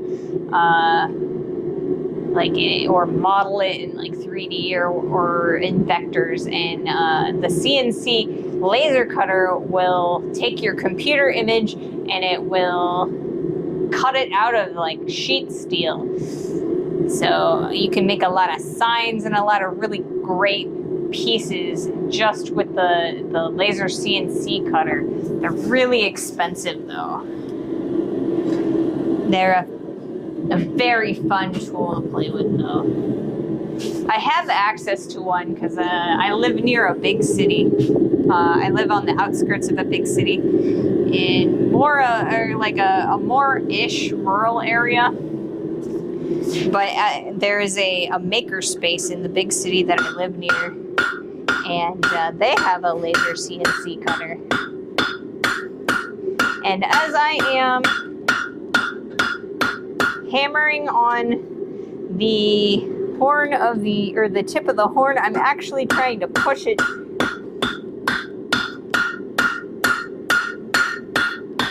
further onto the horn, because that's how we're going to get more width, more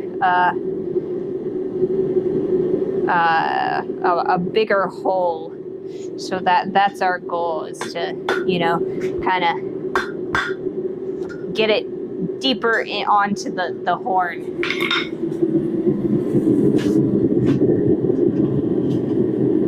But we got to make sure that we keep our material very, very hot, because if we allow it to cool down too much, we risk, with as thin as it is, we're starting to risk cracking it.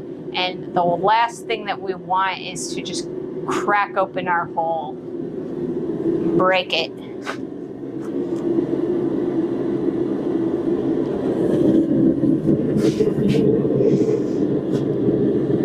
We're almost to where I want to see this guy. It doesn't have to be too wide. This guy is a little bit on the wide side, so like you can almost put the entirety of the bottle cap through this hole. So I want to make sure that the hole for this one is a little bit smaller than this guy.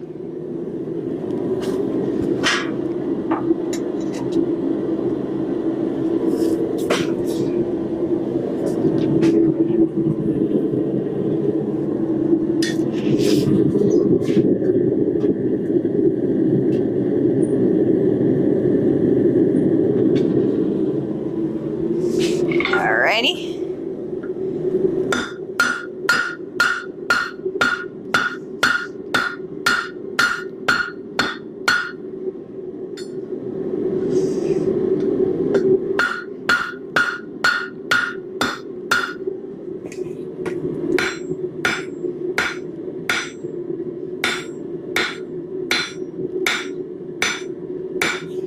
And we're kind of straightening out our hole a bit. And we're almost where we want it to be. Just about. We just need to widen it out just a little bit so that it will go over, so that we'll have enough area to actually get the lever portion over.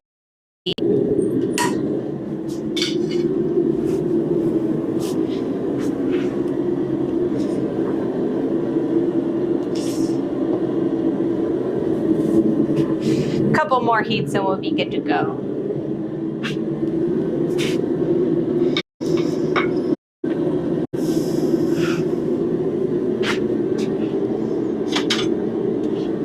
So we will be bringing out our punch again, because we need to make that the hook section where we're leveling, or where we're using as leverage to open that bottle cap. So I'm gonna kind of put these tools over here so that I know where they're at, and I can kind of keep track of them.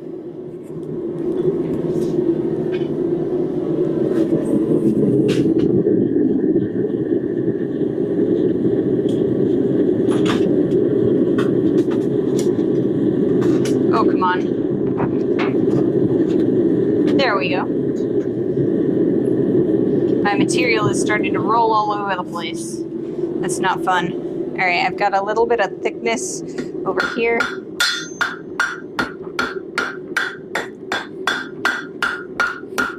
And I'm kind of trying to even that out. Whoops, I lost my hammer.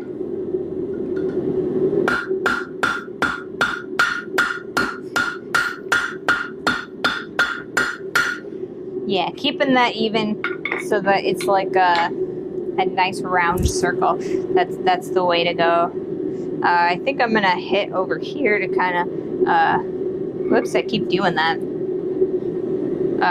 I think I'm gonna hit over here so that I can thin that out over there. Or so I can thin out this and center the hole a little bit better.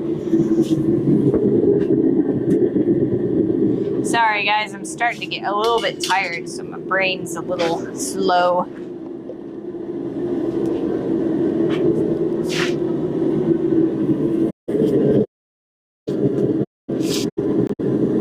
Having a little bit of trouble remembering what I'm trying to say.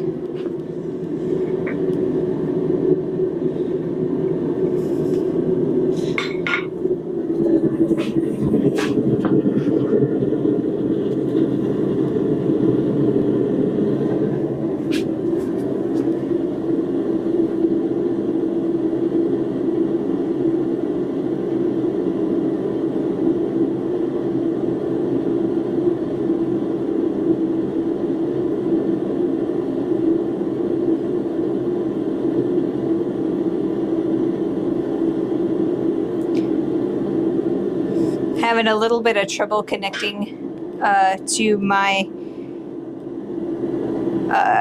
my streamer app for the controlling where the stream is going. It is having a little bit of trouble loading, so I can no longer see your comments. I apologize for that.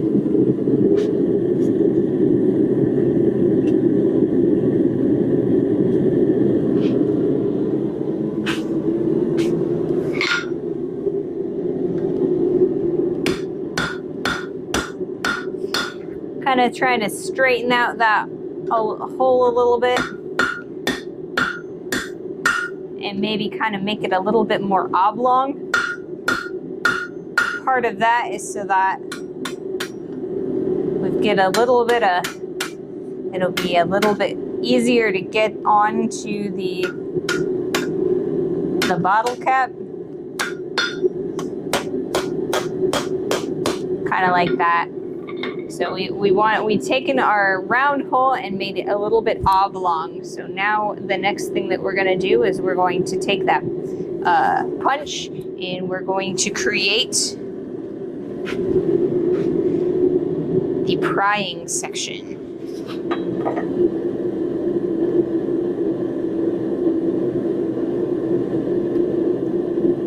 Okay, now I can see your comments again.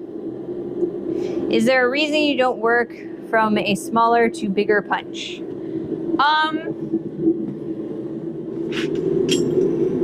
Not really, if I'm being completely honest. But a lot of this work is, so a lot of this work is typically used or like done with what is called a drift. And what that actually is it's a style of punch where it starts with like a chisel tip and then it widens out into a round profile and then it widens out to its widest section and then it goes back to another point at the top. And with a drift, you can actually bring the drift all the way through the hole and out the other end. So kind of like the plug. So but with a drift, you actually get the widest section, and so it will it will open the hole as far as you need it all in one go. So that it's just kind of a habit to use one punch or one drift. You could use multiple drifts multiple punches if you wanted to, if you had them.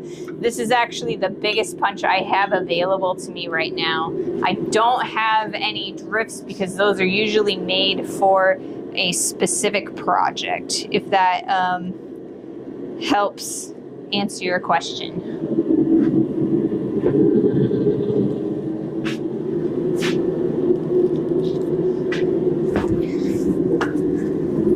So like I said, we're bringing back the punch.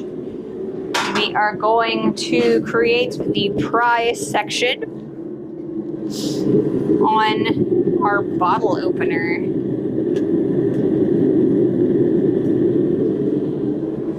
So we'll bring that back down onto the flat, and we'll put that the punch right in the center here.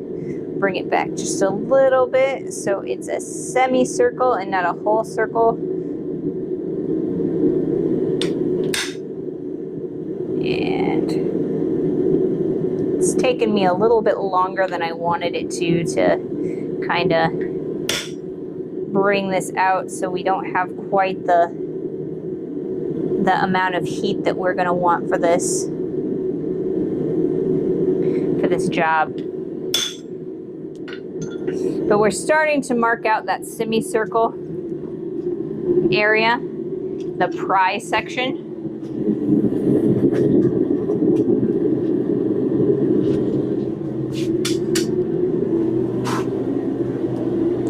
Oh, that makes sense. Thanks. Yeah. So like I said,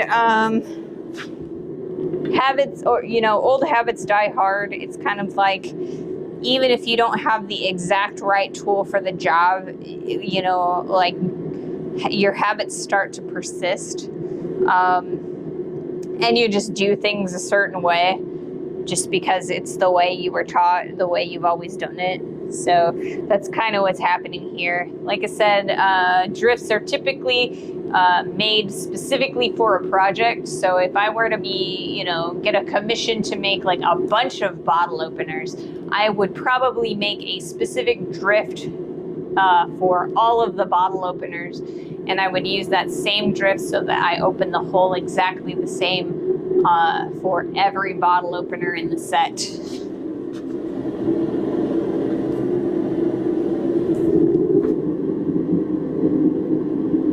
Looks like I'm still online. I'm having a lot of trouble connecting with my control device. So I apologize for that one. For that, guys. I'm probably gonna not be able to see your comments as well anymore.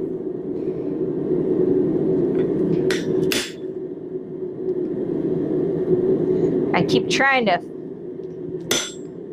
fix it so that I can reset it and stuff, but it's not seeming to work or to want to work.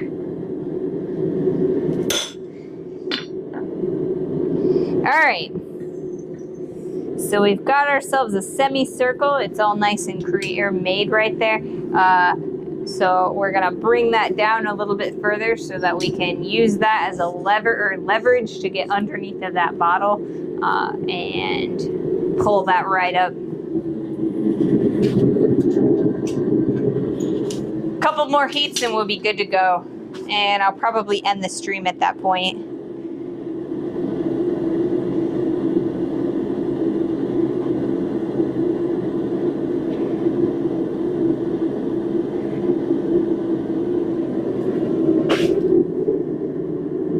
So one of my devices says I am still live and the other does not.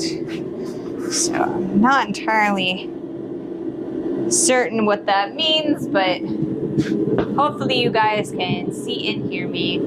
I will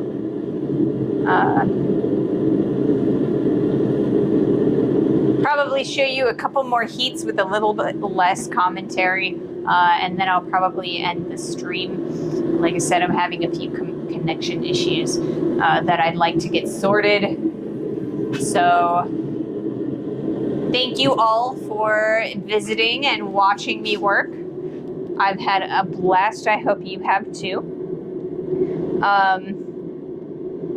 I don't have control over raids, but Zen2999, if you go over to my computer and go to Twitch, my channel, you can probably turn yourself into a mod. You'll have to comment first. You might be able to do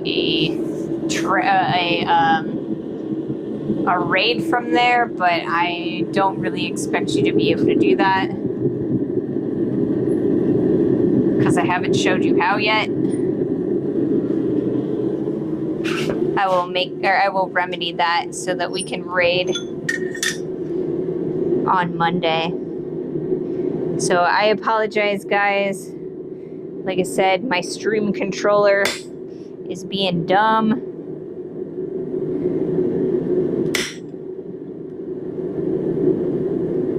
So I'm so sorry. So we are continuing to squish out the prying section that we're gonna use to stick underneath of the cap, or the bottle cap for this bottle opener. And we've actually created the amount of angle that we need naturally. So you would continue this semicircle section right here so that it comes to a point at the back here so that you can go underneath of the bottle cap and pop it open. And that's what I'm trying to do.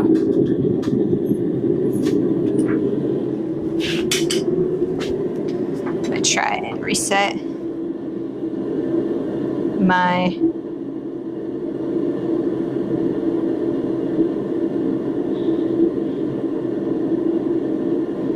stuffies.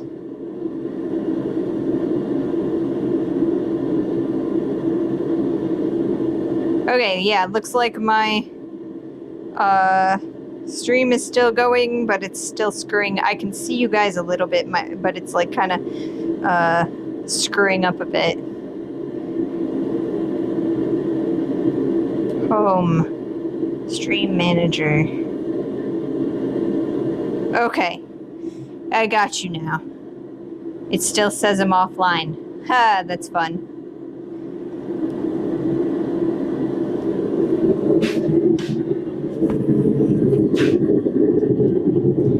Alright, I think I'm gonna do one more heat and then I will probably end the stream there.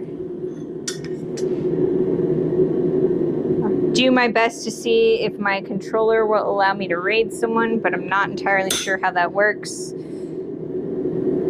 without a specific destination in mind.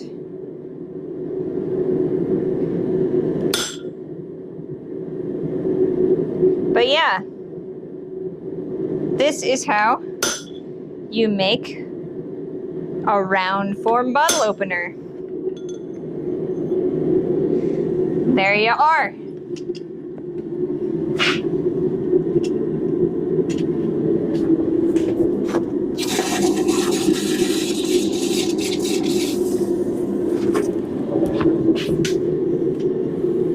Simplistic and ready to decorate with whatever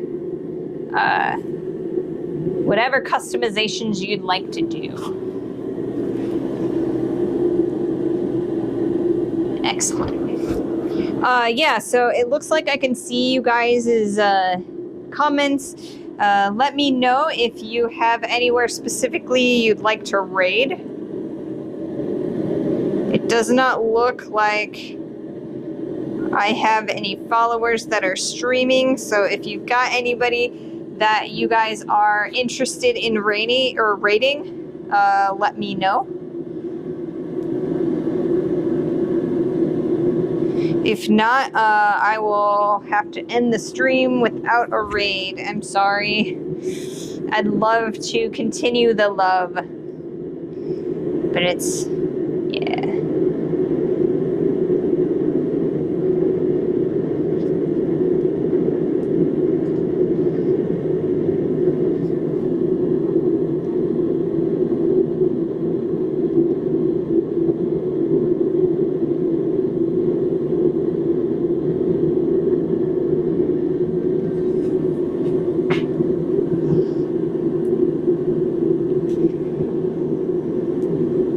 Anybody?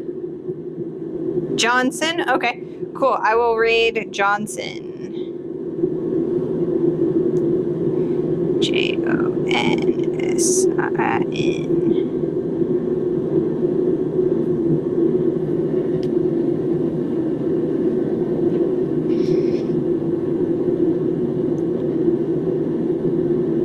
Start raid.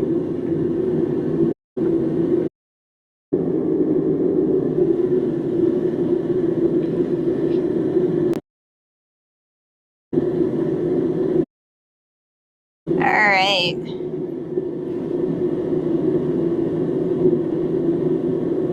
Looks like we're gonna raid in about a minute. Start cleaning up a little bit.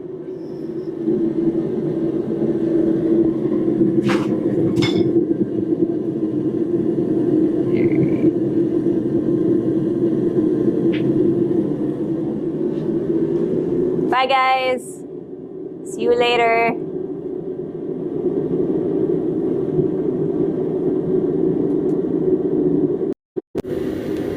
Have a Merry Christmas.